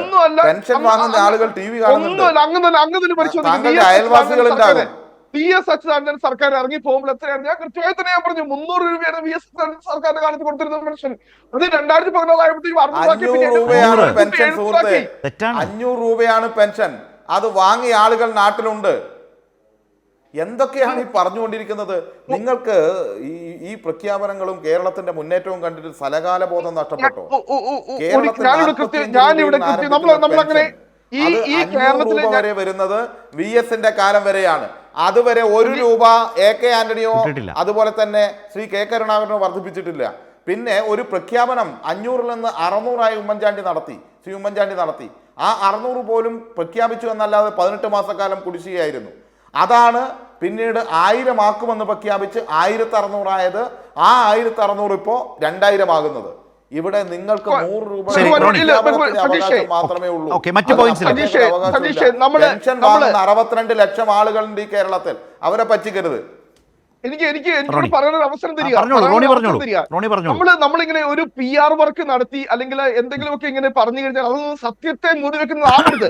നമ്മൾ സത്യത്തെ സത്യമായിട്ട് തന്നെ നമ്മൾ കാണണം. അതായത് ഈ പറയുന്ന 2016 ശേഷമാണ് അല്ലേ? ഞാൻ അങ്ങ് ഇവിടെ പറഞ്ഞു, ഞാൻ അങ്ങ് വെല്ലുവിളിക്കുക. അങ്ങ് പറഞ്ഞു 18 മാസമായി ഉമ്മൻചാണ്ടി സർക്കാർ ഈ പറയുന്ന ക്ഷേമ പെൻഷനുകൾ കുടിശ്ശിക വരുത്തി. ഇത്ര കാലമായി ഇവിടെ CPM പറഞ്ഞുകൊണ്ടിരിക്കുന്ന നുണയാ. നിങ്ങളുടെ തന്നെ ധനകാര്യമന്ത്രി ഡോക്ടർ തോമസ് ഐസക് നിയമസഭയിൽ നൽകിയ മറുപടി 2017 അദ്ദേഹം ധനകാര്യമന്ത്രി എന്ന നിലയിൽ അദ്ദേഹം നിയമസഭയിൽ നൽകിയ മറുപടി അങ്ങ് പരിശോധിക്കേ. 3 മാസമാണ് ഉമ്മൻചാണ്ടി സർക്കാരിന്റെ കാലത്ത് പെൻഷൻ കുടിശ്ശികയായത്. കാരണം അന്നാണ് ഡയറക്റ്റ് ബെനിഫിഷ്യറി സജീഷ് അതിന് തയ്യാറാണോ മറുപടിക്ക്? ഞാൻ ചലഞ്ച് ചെയ്യാം. ഞാൻ ആ നിയമസഭയിൽ കൊടുത്ത മറുപടി നമ്മൾ അങ്ങനെ എല്ലാ പറയുന്ന PR ഇതൊക്കെ ഒരുപാട് ചർച്ച ചെയ്താണ്. ഞാനത് പറയാത്തത് സമയം അതാ ആ പറഞ്ഞ പോയിന്റിൽ മാത്രം ആ പറഞ്ഞ പോയിന്റ് ഒരു കാര്യമുള്ളതല്ല. ശരി, ഇവിടെ UDF-ന്റെ കാലത്ത് അതിന് മാത്രം അത് മാത്രം എല്ലാ ഇടതുപക്ഷ ഇവിടെ വന്ന എല്ലാ സർക്കാരും വാചകത്തിൽ പറഞ്ഞ് അവസാനിപ്പിക്കാം. പറഞ്ഞോളൂ. ഒറ്റ വാചകത്തിൽ പറഞ്ഞ് അവസാനിപ്പിക്കാനേ ഉള്ളൂ. UDF-ന്റെ കാലത്ത് 5 വർഷക്കാലം ക്ഷേമ പെൻഷൻ വിതരണം ചെയ്യാൻ വേണ്ടി വിതരണം ചെയ്ത തുക എന്ന് പറയുന്നത് 8,833 കോടി രൂപയാണ്. 8,833 കോടി രൂപ. അതാണല്ലോ 5 വർഷം ആകെ ചെലവഴിച്ചത്. ഒന്നാം പിണറായി സർക്കാരിൻ്റെ കാലത്ത് തന്നെ 35,000 കോടിയിൽ പരം രൂപ പെൻഷന് വേണ്ടി മാറ്റിവെച്ചിട്ടുണ്ട്. ഇപ്പോൾ ഈ 2,000 ഉൾപ്പെടെ വർദ്ധിപ്പിക്കുമ്പോൾ അതാണ് ഞാൻ നേരത്തെ പറഞ്ഞത്, ഈ 10 വർഷക്കാലം കൊണ്ട് 1 ലക്ഷം കോടി രൂപയാണ് വിതരണം ചെയ്യുന്നത്.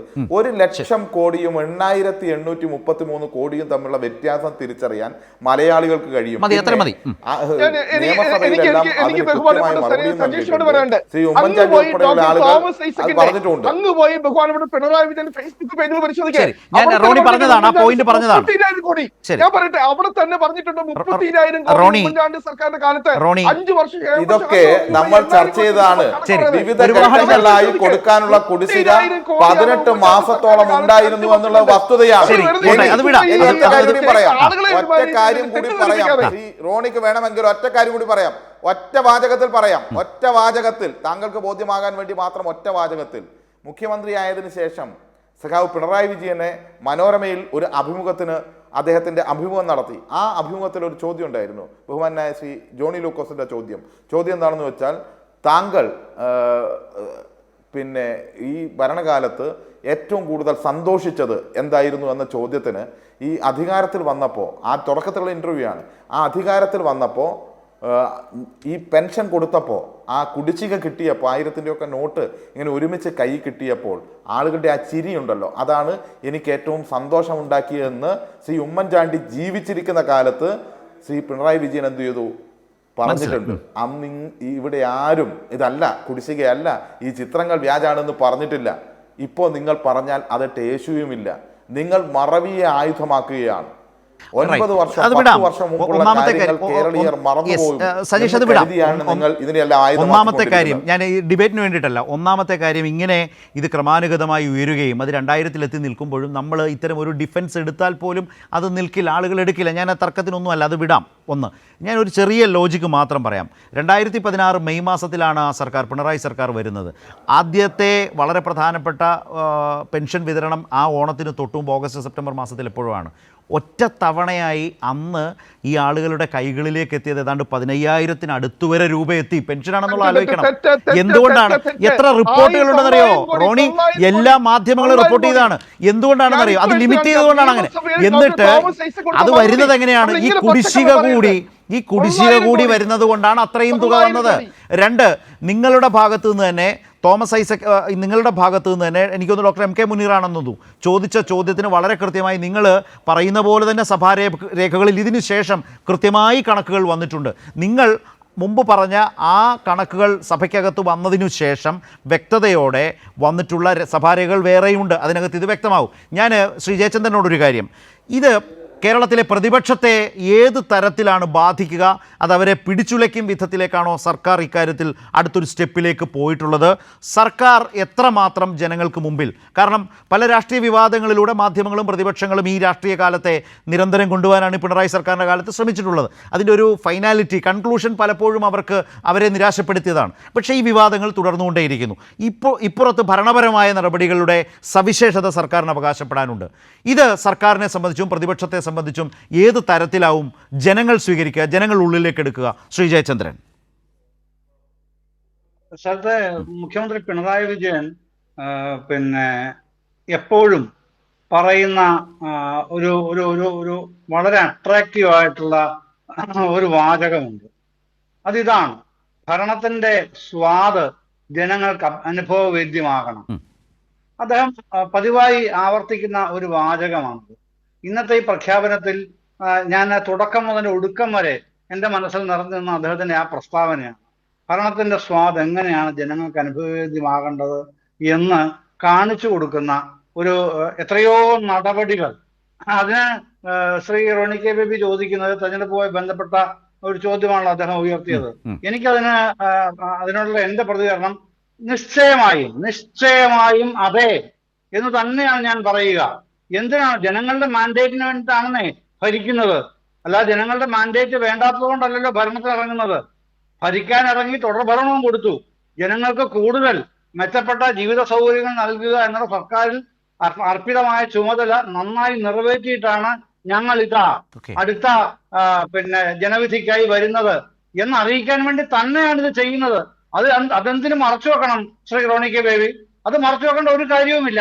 അത് വളരെ വളരെ ഭംഗിയായിട്ടും സ്പഷ്ടമായിട്ടും ജനങ്ങൾക്ക് അനുഭവവേദ്യമാകത്തക്ക നിലയിലും ചെയ്യുന്നു എന്നതിലാണ് ഞാൻ കൂടുതൽ അതിനകത്ത് എന്നെ സംബന്ധിച്ചോളം തൃപ്തി വരുത്തുന്ന കാര്യം എന്നുള്ളത്.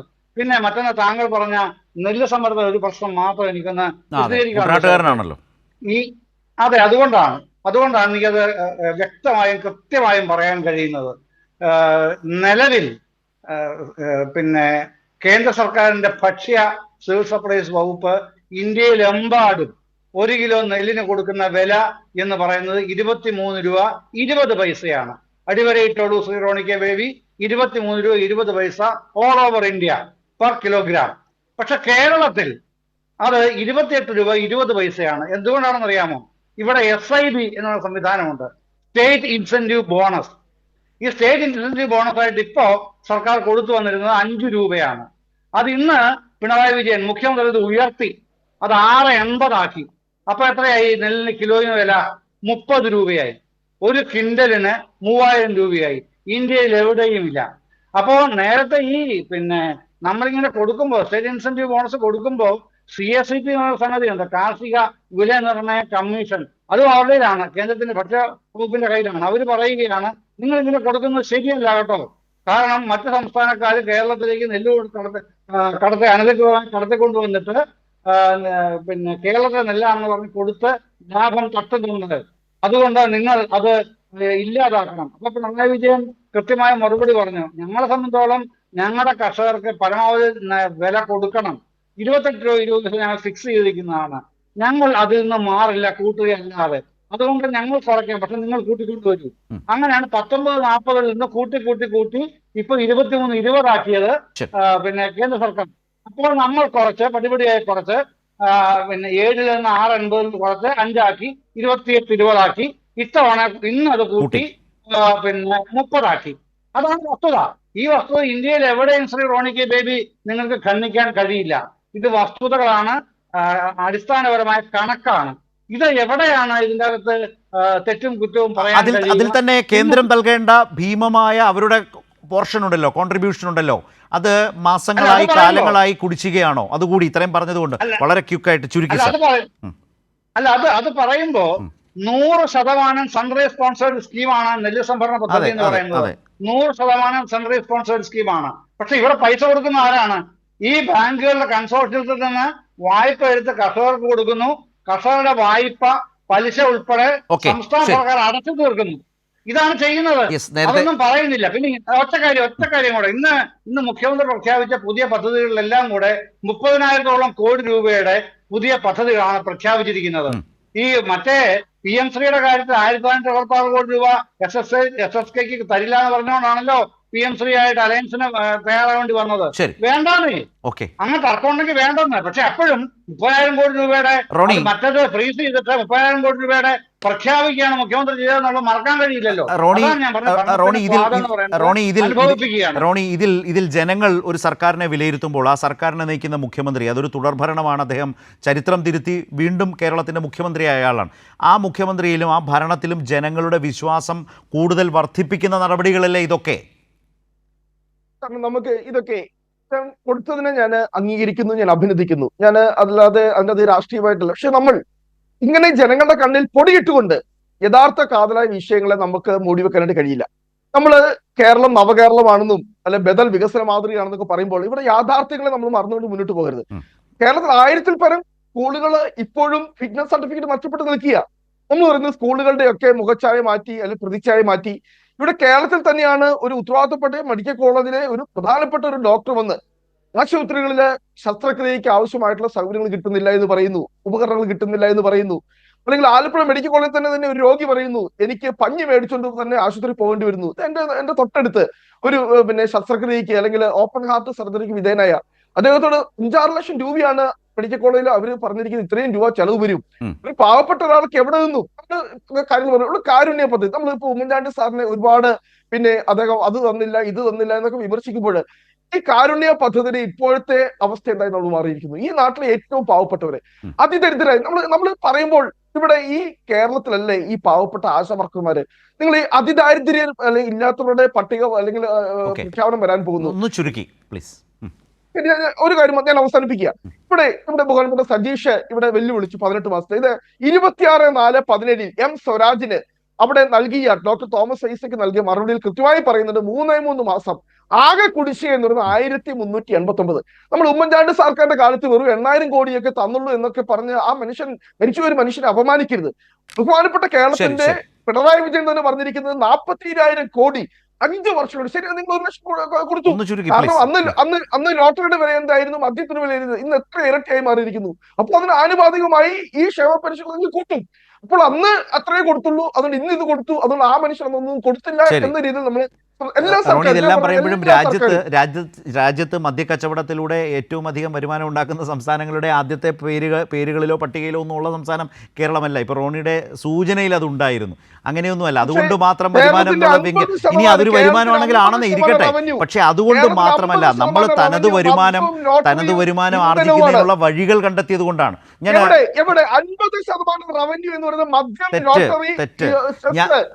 രാജ്യത്തെ സംസ്ഥാനങ്ങൾ ഞാൻ പറഞ്ഞതല്ല, രാജ്യത്തെ സംസ്ഥാനങ്ങളിൽ മദ്യത്തിൻ്റെ വരുമാനം ഉണ്ടാക്കുന്ന ഒന്നാമത്തെ സംസ്ഥാനം കേരളം ഒന്നുമല്ല എന്ന് തന്നെയാണ് ഞാൻ പറഞ്ഞത്.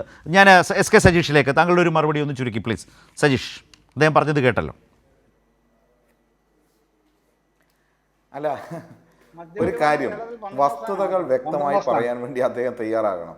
അദ്ദേഹം എന്തെല്ലോ കാര്യങ്ങൾ ചേർത്തങ്ങ് പറഞ്ഞു പോവാണ്, കണക്കുമായിട്ട് യാതൊരു ബന്ധവുമില്ല. പിന്നെ മദ്യത്തിലൂടെയാണ് കേരളത്തിൻ്റെ വരുമാനം എന്ന് പറഞ്ഞാൽ അത് അംഗീകരിക്കാൻ രാജ്യത്ത് ആരും തയ്യാറാവില്ല. ആദ്യത്തെ ഒരു 10 സംസ്ഥാനങ്ങളിൽ പോലും കേരളം ഉണ്ടാകില്ല. പക്ഷെ ഒരു കാര്യം, അങ്ങനെയാണെന്ന് അദ്ദേഹം വാദിക്കുമ്പോൾ ഒരു പ്രശ്നം എന്താ അറിയോ, അങ്ങനെയാണെന്ന് കേരളത്തിലെ സർക്കാരിനെ വല്ലാതെ സഹായിക്കുന്നത് UDF കൺവീനറായിരിക്കും. UDF കൺവീനർ ബാർ നടത്തുന്ന ആളാണല്ലോ കേരളത്തിൽ. അപ്പോൾ അതുകൊണ്ട് അത്തരം വർത്തമാനം പറയാതിരിക്കുന്നതാണ് നല്ലതെന്നാണ് എനിക്ക് തോന്നുന്നത്.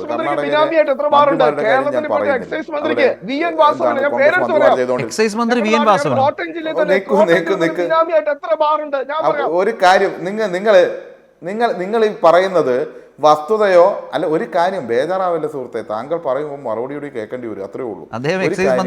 ആരോഗ്യ മേഖലയെ കുറിച്ച് അദ്ദേഹം പറയുകയാണ്. താങ്കളോട് ഞാൻ ചോദിക്കുകയാണ്, അറിയാമെങ്കിൽ പറയൂ. അതായത് ഇന്ത്യയിൽ ഗവൺമെൻറ് ജില്ലാ നിലവാരത്തിലുള്ള ആശുപത്രിയിൽ ഹൃദയം മാറ്റിവെക്കുന്ന കേരളത്തിലല്ലാതെ വേറെ ഏതെങ്കിലും ആശുപത്രി ഗവൺമെൻറ് മേഖലയിൽ ഇന്ത്യയിൽ ഏതെങ്കിലും സംസ്ഥാനത്തുള്ളതായിട്ട് താങ്കൾക്ക് പറയാൻ പറ്റും? ഹൃദയം മാറ്റിവെക്കുന്നു. ഇന്നലെ കോട്ടയം മെഡിക്കൽ കോളേജിൽ മാറ്റിവെച്ചത് ശ്വാസകോശമാണ് സുഹൃത്തെ. ഇതൊന്നും ഈ സ്വകാര്യ മേഖലയിലല്ലാണ്ട് പൊതുമേഖലയിൽ ഇന്ത്യയിൽ എവിടെയും കാണാൻ വേണ്ടി പറ്റില്ല.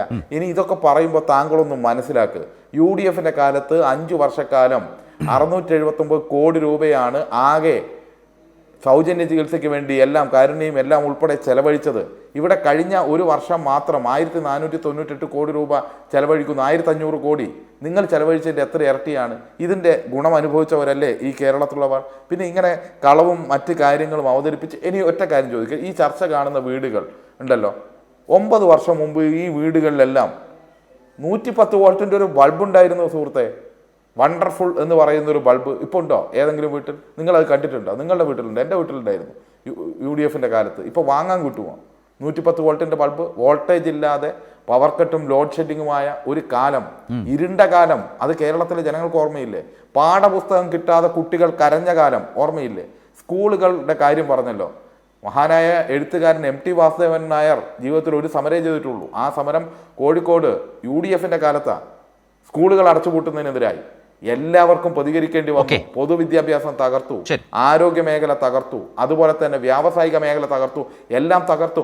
ഇവിടെ എല്ലാ രീതിയിലും ഒരു വശത്ത് കുത്തിത്തിരിപ്പുമായി UDF നിൽക്കുക, മറ്റൊരു വശത്ത് സാമ്പത്തികമായി ഞെരുക്കാനും യുദ്ധം പ്രഖ്യാപിച്ചും BJPയും കേന്ദ്ര സർക്കാരും നിൽക്കുക.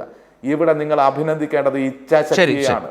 ഇതെല്ലാം ഉണ്ടായിട്ടും ഒരു വശത്ത് ഇതിനെ തകർക്കാൻ വേണ്ടി കേരളം തകർന്നാലും കുഴപ്പമില്ല എന്ന മനോഭാവമായി നിൽക്കുന്ന UDFും അപ്പുറത്ത് അതിലും ശക്തമായി നിൽക്കുന്ന കേരളത്തോട് ഒരു വലിയ വിവേചനം യുദ്ധപ്രഖ്യാപനം പോലെ നടത്തുന്ന നിൽക്കുമ്പോൾ ഇതിന്റെ നടുവിൽ നിന്ന് മലയാളികളാണ് ഞങ്ങളുടെ ശക്തി, മലയാളികൾക്ക് വേണ്ടി ഞങ്ങൾ മുന്നോട്ട് പോകും എന്ന് പറയുന്ന ഒരു ഗവൺമെന്റ് അസൂയപ്പെട്ടിട്ട് കാര്യമില്ല. ഇതാണ് ഭരണം, ഇങ്ങനെയാണ് ഭരിക്കേണ്ടത്, അത് പഠിക്കണം. റോണി, ഇന്നലെ ദില്ലിയിൽ കെ സുധാകരൻ പറഞ്ഞത് പല കാരണങ്ങൾ സൂചിപ്പിച്ചുകൊണ്ടാണ് അദ്ദേഹം പറഞ്ഞത് ഇങ്ങനെയൊക്കെയാണ് പോകുന്നതെങ്കിൽ പ്രതിപക്ഷം വെള്ളത്തിലിറങ്ങേണ്ടി വരും, കൂടുതൽ വെള്ളത്തിലാകും എന്ന മട്ടിലാണ് അദ്ദേഹം പറഞ്ഞു വെച്ചത്. കേരളത്തിലെ പ്രതിപക്ഷത്തിൻ്റെ സ്ഥിതി കൂടുതൽ കടുപ്പത്തിലായോ, വിഷമത്തിലായ അവസ്ഥയിലല്ലേ? അത്ര ശക്തമായ തീരുമാനങ്ങളാണല്ലോ സർക്കാർ എടുത്തിരിക്കുന്നത്.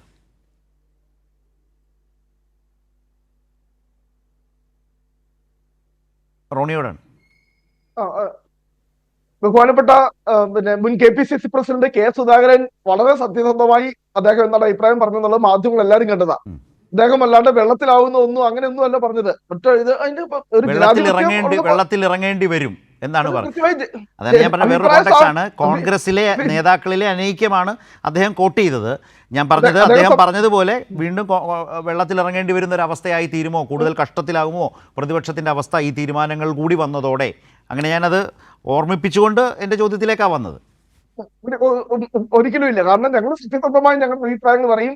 കാരണം എവിടെയെങ്കിലും ഞങ്ങൾക്ക് പാലിച്ചിട്ടുണ്ടെങ്കിൽ അത് തിരിച്ച് ഞങ്ങൾ മുന്നോട്ട് പോകും. അല്ലാതെ അഭിപ്രായ സ്വാതന്ത്ര്യമില്ലാത്ത ഒരു പാർട്ടിയൊന്നും അല്ല ഇന്ത്യൻ നാഷണൽ കോൺഗ്രസും അതിന്റെ സംവിധാനങ്ങളും ഒക്കെ. അതുകൊണ്ട് ഞങ്ങൾ ഇതിനകത്ത് പിന്നെ ഞങ്ങളെ ഓർത്ത് നിങ്ങൾ വിഷമിക്കേണ്ട കാര്യമില്ല. ഇവിടെ ഇപ്പോൾ ഈ പ്രഖ്യാപനങ്ങളൊക്കെ വന്നത് CPയുടെ മുമ്പിൽ തോറ്റു കൊടുത്തു. CPയുടെ മുമ്പിൽ തോറ്റു കൊടുത്തപ്പോൾ എന്ത് ചെയ്തു? പെട്ടെന്ന് ഇങ്ങനെ വേറെ അതൊന്നും ഈ ജനങ്ങൾ ഇവിടെ നിന്നും മറന്നു പോകുന്നതെന്നും വിചാരിക്കരുത്. ശബരിമലയിലെ വിഷയവും അല്ലെ, ശബരിമലയിലെ വിഷയം മാറ്റില്ല, അപ്പോഴേ വേറെ വിഷയം കൊണ്ടുവരിക, അല്ലെ CPയുടെ മുമ്പിൽ തോറ്റു കൊടുക്കുമ്പോഴത്തേക്കും അപ്പോൾ പുതിയ വിഷയങ്ങൾ കൊണ്ടുവരിക, ചർച്ച ചെയ്യുക. ഇതൊക്കെ കേരളത്തിലെ ജനങ്ങൾ സഖി കിട്ടും. അല്ലെ, നിങ്ങൾ കോൺഗ്രസിന്റെ കാര്യം ഓർത്ത് ബഹുമാനപ്പെട്ട CPM നേതൃത്വം വിഷമിക്കേണ്ട.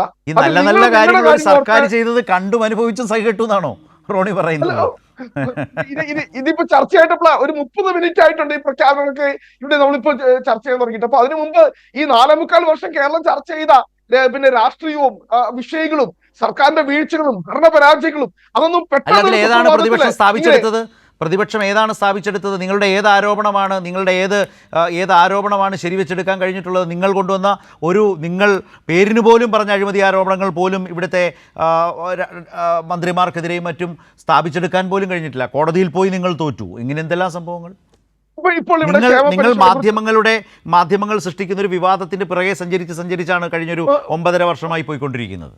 ഒരിക്കലുമല്ല. ഞങ്ങളുടേതായിട്ടുള്ള കൃത്യമായിട്ടുള്ള അജണ്ടയുണ്ട്. ഈ ക്ഷേമ പെൻഷൻ തന്നെ നിലമ്പൂർ തെരഞ്ഞെടുപ്പ് പ്രഖ്യാപിച്ചതിന് തൊട്ടു മുന്നേ മാസങ്ങളോളം കുടിശ്ശികയായിരുന്നു. നിലമ്പൂർ ഉപതെരഞ്ഞെടുപ്പ് തെരഞ്ഞെടുപ്പാണെങ്കിൽ കൊടുക്കാൻ കഴിയണ്ടേ? റോണി പറഞ്ഞാണെങ്കിൽ നിലമ്പൂർ തെരഞ്ഞെടുപ്പ് വരുമ്പോൾ കൊടുക്കാൻ കഴിയണം. കൊടുത്തിട്ടില്ല എന്ന് പറയുന്ന ഒരു റിയാലിറ്റിയാണ്. കാരണം അന്നത്തെ അവസ്ഥ, സാമ്പത്തിക ഞെരുക്കം. ഒരു റിയാലിറ്റിയും അല്ല. നിലമ്പൂർ തെരഞ്ഞെടുപ്പ് പ്രഖ്യാപിക്കുന്നതിന് തൊട്ടു മുമ്പ് ക്ഷേമ പെൻഷനുകളുടെ കുടിശ്ശിക നിങ്ങൾ കൊടുത്തു. അത് അവിടെ ചർച്ചയായി. അത് വലിയ രീതിയിൽ നിങ്ങൾ വൈകാരികമായി ആ വിഷയത്തെ അവിടെ എന്തുകൊണ്ടാണ് KC വേണുഗോപാൽ ആ മേടിച്ച അല്ലെങ്കിൽ ക്ഷേമ പെൻഷൻ കിട്ടുന്ന മനുഷ്യരെ കൈക്കൂലി പണം വാങ്ങുന്നവരായി ചിത്രീകരിച്ചത് കൊണ്ടല്ലേ? 62 ലക്ഷം മനുഷ്യരെ AICC ജനറൽ സെക്രട്ടറി വിളിച്ചതെന്താണ്? കൈക്കൂലി കൊടുക്കുന്നു എന്ന് പറഞ്ഞാൽ വാങ്ങുന്നവനും കൈക്കൂലിയാണെന്നല്ലേ ഈ പറയുന്നത്? അങ്ങനെയാണോ ഇതിനെയൊക്കെ സമീപിക്കേണ്ടത്? കഴിഞ്ഞ ദിവസം UDF കൺവീനർ പറഞ്ഞതെന്താണ്? ശുദ്ധ മര്യാദകേടാണ് പെൻഷൻ വർദ്ധിപ്പിക്കുന്നത്. ഈ ആറ്റിറ്റ്യൂഡുമായിട്ടാണോ ജനങ്ങളുടെ മുമ്പാകെ ഈ വിഷയങ്ങളെ സമീപിക്കാൻ പ്രതിപക്ഷം പോകുന്നത്? അതുകൊണ്ടാണ് ഞാൻ ചോദിച്ചത്, കൂടുതൽ കഷ്ടത്തിലാവുകയല്ലേ, കടുപ്പമല്ലേ സ്ഥിതി എന്ന്? നിലമ്പൂരിലെ ജനങ്ങൾ അംഗീകരിച്ചത് KC വേണുഗോപാലിന്റെ രാഷ്ട്രീയമാണ്, അല്ലാതെ ബഹുമാനപ്പെട്ട കേരളത്തിലെ മുഖ്യമന്ത്രിയുടെയോ CPMന്റെ സംസ്ഥാന സെക്രട്ടറി മുന്നോട്ട് വെച്ച അല്ലെ KC വേണുഗോപാലിനെ വിമർശിച്ചുകൊണ്ട് അദ്ദേഹം ഈ ക്ഷേമ പെൻഷനുകൾക്കെതിരാണ് എന്ന് വരുത്തി തീർക്കാൻ വേണ്ടി കോൺഗ്രസ് ക്ഷേമ പെൻഷനുകൾക്കെതിരാണ് എല്ലാവരും കേട്ടതല്ലേ റോണി? ആർക്കെങ്കിലും സൃഷ്ടിച്ചെടുക്കാൻ കഴിയുമോ? നിലമ്പൂരെ മണ്ഡലം കൺവെൻഷനിലാണ് സംഭവിച്ചത്. ഇത് ആരും സൃഷ്ടിച്ചതൊന്നുമല്ല. അദ്ദേഹം ഞാൻ ചോദിക്കട്ടെ, ഇത് കേരളത്തിലെ ജനങ്ങൾ ഇങ്ങനെ ഒരു ചോദ്യം ചോദിച്ചാൽ തെറ്റ് പറയാൻ കഴിയുമോ? അതിന്റെ പ്രശ്നം അതൊന്നുമല്ല. നിങ്ങളുടെ അസഹിഷ്ണുതയാണ്. നിങ്ങൾക്ക് ഇതിനോട് സഹിക്കാൻ പറ്റുന്നില്ല. പെൻഷൻ ഒരു കാലത്ത് നിങ്ങൾക്ക് ദഹിക്കാത്ത കാര്യമാണ്, പൊരുത്തപ്പെടാൻ പറ്റാത്ത കാര്യമാണ്. അതിങ്ങനെ വർദ്ധിച്ചു വരുന്നു. അത് ജനങ്ങളിലെത്തുന്നു, വീടുകളിലെത്തിക്കുന്നു. CPM-ന് ഒരു ഭാഷ്യമുണ്ട്. ഈ കേരളം ഉണ്ടാക്കിയതും നവകേരളം ഉണ്ടാക്കിയതും ഇവിടുത്തെ മുഴുവൻ ക്ഷേമ പെൻഷനുകളും ദാരിദ്ര്യം ഇല്ലാതാക്കിയത് ഇവിടെ മുമ്പ് പറയുന്നുണ്ട്. ദാരിദ്ര്യം ഇല്ലാതാക്കിയത് മുഴുവൻ ഇവിടെ CPM ആണ്. ഒറ്റ കാര്യം, ഇന്ത്യ ചരിത്രത്തിൽ തന്നെ 30 കോടി ആളുകളെ ദാരിദ്ര്യത്തിലേക്ക് മുകളിലേക്ക് ഉയർത്തിയ ആളുകളുടെ പേര് ഡോക്ടർ മൻമോഹൻ സിംഗ് എന്ന. ഇവിടെ ഇന്ത്യ സ്വാതന്ത്ര്യം കിട്ടിയ കാലത്ത് എത്രയായിരുന്നു ഈ രാജ്യത്തെ ദാരിദ്ര്യം? 84% ആളുകളായിരുന്നു പട്ടിണി രേഖ. ഭൂതകാല കുളിരിലാണ് കേട്ടോ. റോണി അങ്ങനെ ഭൂതകാല കുളിരിൽ നിൽക്കുകയാണ്. ഒന്നുമല്ല.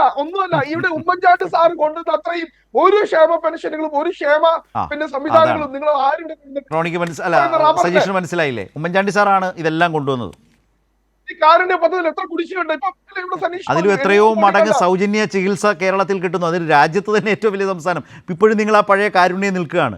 സൗജന്യ ചികിത്സയിൽ രാജ്യത്തെ ഒന്നാമത്തെ സംസ്ഥാനം കേരളമാണ്. ഇന്ന് ഞാൻ ഒരു കാര്യം കൂടി പറയാം, സോറി സജീഷ്. അതായത് ഇന്ന് ഈ തീരുമാനങ്ങൾ വന്നപ്പോൾ ഏതോ ഒരു പ്രദേശത്ത് പോയി ഒരു സ്ത്രീയോട്, ഒരു ഉമ്മയോട് സംസാരിക്കുമ്പോൾ അവർ പറയുന്നു, വലിയ സന്തോഷം, മരുന്നൊക്കെ വാങ്ങുന്നതാണ്, എൻ്റെ മകൾക്ക് ചികിത്സയുണ്ട്, മരുന്നും ചികിത്സയും സൗജന്യമായി ലഭിക്കുന്നുവെന്ന് ഇതിനിടയിലൂടെ അവർ പറയുന്നത് കേട്ടു.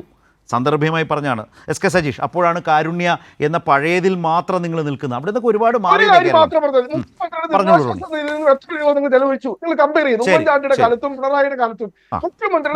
അടുത്തൊരു ചർച്ചയ്ക്ക് വെക്കാം, എനിക്ക് തീർക്കേണ്ടത് കൊണ്ടാണ്. അടുത്തൊരു ചർച്ചയ്ക്ക് വെക്കാം. സജീഷ് ഒന്ന് കൺക്ലൂഡ് ചെയ്തോളൂ. നിങ്ങളുടെ അഭിപ്രായം എന്താണെന്ന് വെച്ചാൽ കൺക്ലൂഡ് ചെയ്യും. അല്ല, ഒരു കാര്യം, പിന്നെ ഒന്ന്, നമ്മുടെ രാജ്യത്തിൻ്റെ ദാരിദ്ര്യത്തെക്കുറിച്ചൊക്കെ കോൺഗ്രസ് സംസാരിച്ചു കഴിഞ്ഞാൽ സ്വാതന്ത്ര്യത്തിന് ശേഷം ഈ നാട് ഭരിച്ച് ഇന്ന് കാണുന്ന ലോകാരോഗ്യ സംഘടന ഉൾപ്പെടെ ഐക്യരാഷ്ട്രസഭ ഉൾപ്പെടെ പറയുന്നത് ലോകത്ത് ഏറ്റവും കൂടുതൽ അതിദരിദ്രമുള്ള രാജ്യം ഇന്ത്യയായി. ഇപ്പോൾ അവിടെയാണ് ഒരു സംസ്ഥാനം അതിദാരിദ്ര്യം ഇല്ലാതാക്കുന്നത് എന്ന അഭിമാനം നാം മലയാളികൾക്ക് ഓരോരുത്തർക്കും ഉള്ളത്. പിന്നെ ഞാൻ കൂടുതൽ വിശദീകരിക്കുന്നില്ല. കേരളം വളർന്ന വഴിയുണ്ട്, ആ വഴിയെ നിങ്ങൾ എതിർത്തതാണ്. അതായത് ആദ്യത്തെ 57 ഭൂപരിഷ്കരണം, വിദ്യാഭ്യാസ നിയമം, തുടർന്ന് സാക്ഷരത, സാമൂഹ്യക്ഷേമ പെൻഷനുകൾ ആരംഭിക്കുന്നു, ജനകീയാസൂത്രണം, കുടുംബശ്രീ, 4 മിഷനുകൾ, ലൈഫ്, അതുപോലെ തന്നെ ആർദ്രം, ഹരിത കേരളം, സമ്പൂർണ്ണ വിദ്യാഭ്യാസ യജ്ഞം തുടങ്ങി കേരളത്തിൻ്റെ ഈ വഴികൾ വളരെ വ്യക്തമായിരുന്നു. ഈ വഴികളിലെല്ലാം നിങ്ങൾ അതിനെ തടയാൻ വേണ്ടി ശ്രമിച്ചതാണ്. ഈ വഴികളിലൂടെ അല്ലാതെ കേരളത്തിന് മാറ്റം വരുത്തിയ എന്തെങ്കിലും ഒരു പദ്ധതി UDF നടപ്പിലാക്കി പറയാൻ വേണ്ടി പറ്റില്ല. അങ്ങനെയെങ്കിൽ കേരളത്തോടൊപ്പം നിങ്ങൾ ഭരിക്കുന്ന കർണാടകത്തിൽ അതിദാരിദ്ര്യം ഇല്ലാതാവണ്ടേ? അവിടുത്തെ ആളുകൾക്ക് പഠിക്കാൻ വേണ്ടി പറ്റണ്ടേ? ഇത്രയും 62 ലക്ഷം ആളുകൾക്ക് 2000 രൂപ പെൻഷൻ കൊടുക്കണ്ടേ? നിങ്ങൾ ഭരിക്കുന്ന എവിടെയാണുള്ളത്? നിങ്ങൾ ഭരിക്കുന്ന എവിടെയുമില്ല. നിങ്ങൾ കണക്കുകളും അതുപോലെ തന്നെ നിങ്ങൾ കുറെ ഗിമ്മിക്കുകളും കാട്ടി ആളുകളെ പറ്റിക്കാൻ വേണ്ടി വരുന്നത്. ഞങ്ങൾക്കൊരു കാര്യം മാത്രമേ പറയാനുള്ളൂ. കാരണം ജനങ്ങൾ ഏൽപ്പിച്ച ഒരു ഭരണമാണ്, അതൊരു ഉത്തരവാദിത്തമാണ്. ആ ഉത്തരവാദിത്തം നിർവഹിക്കാൻ ഇടതുപക്ഷ ജനാധിപത്യ മുന്നണി പ്രതിജ്ഞാബദ്ധമാണ്. അതാണ് ശരി. ഏതായാലും സജീഷ് പറഞ്ഞ പോയിന്റിൽ നിന്ന് ശ്രീ ജയചന്ദ്രൻ, ശ്രീ സജീഷ്, ശ്രീ റോണി കെ ബേബി വളരെയധികം നന്ദി. കാരണം ഈ തീരുമാനങ്ങൾ ജനങ്ങളെ നേരിട്ട് സ്വാധീനിക്കുന്നതും അവരിലേക്ക് എത്തുന്നതുമായ വളരെ ശക്തമായ തീരുമാനങ്ങളാണ്. അതുകൊണ്ട് തന്നെ തുടർ ചർച്ചകൾക്ക് ഇത് വിധേയമാകും. കേരളത്തിൻ്റെ പ്രതിപക്ഷം ഏതൊക്കെ നിലകളിൽ ഇതിനെ സമീപിക്കും. സർക്കാർ വളരെ ശക്തമായി തന്നെ ഈ തീരുമാനങ്ങൾ, നവംബറിൽ തന്നെ ഈ അധിക പ്രഖ്യാപനങ്ങൾ, ഈ പണം എല്ലാം ജനങ്ങളിൽ എത്തുന്ന നടപടികളുമായി മുന്നോട്ട് പോകുന്നു എന്നുള്ളതാണ് ഏറ്റവും പ്രധാനപ്പെട്ട കാര്യം. ന്യൂസ് ആൻഡ് വ്യൂസ് അവസാനിക്കുകയാണ്.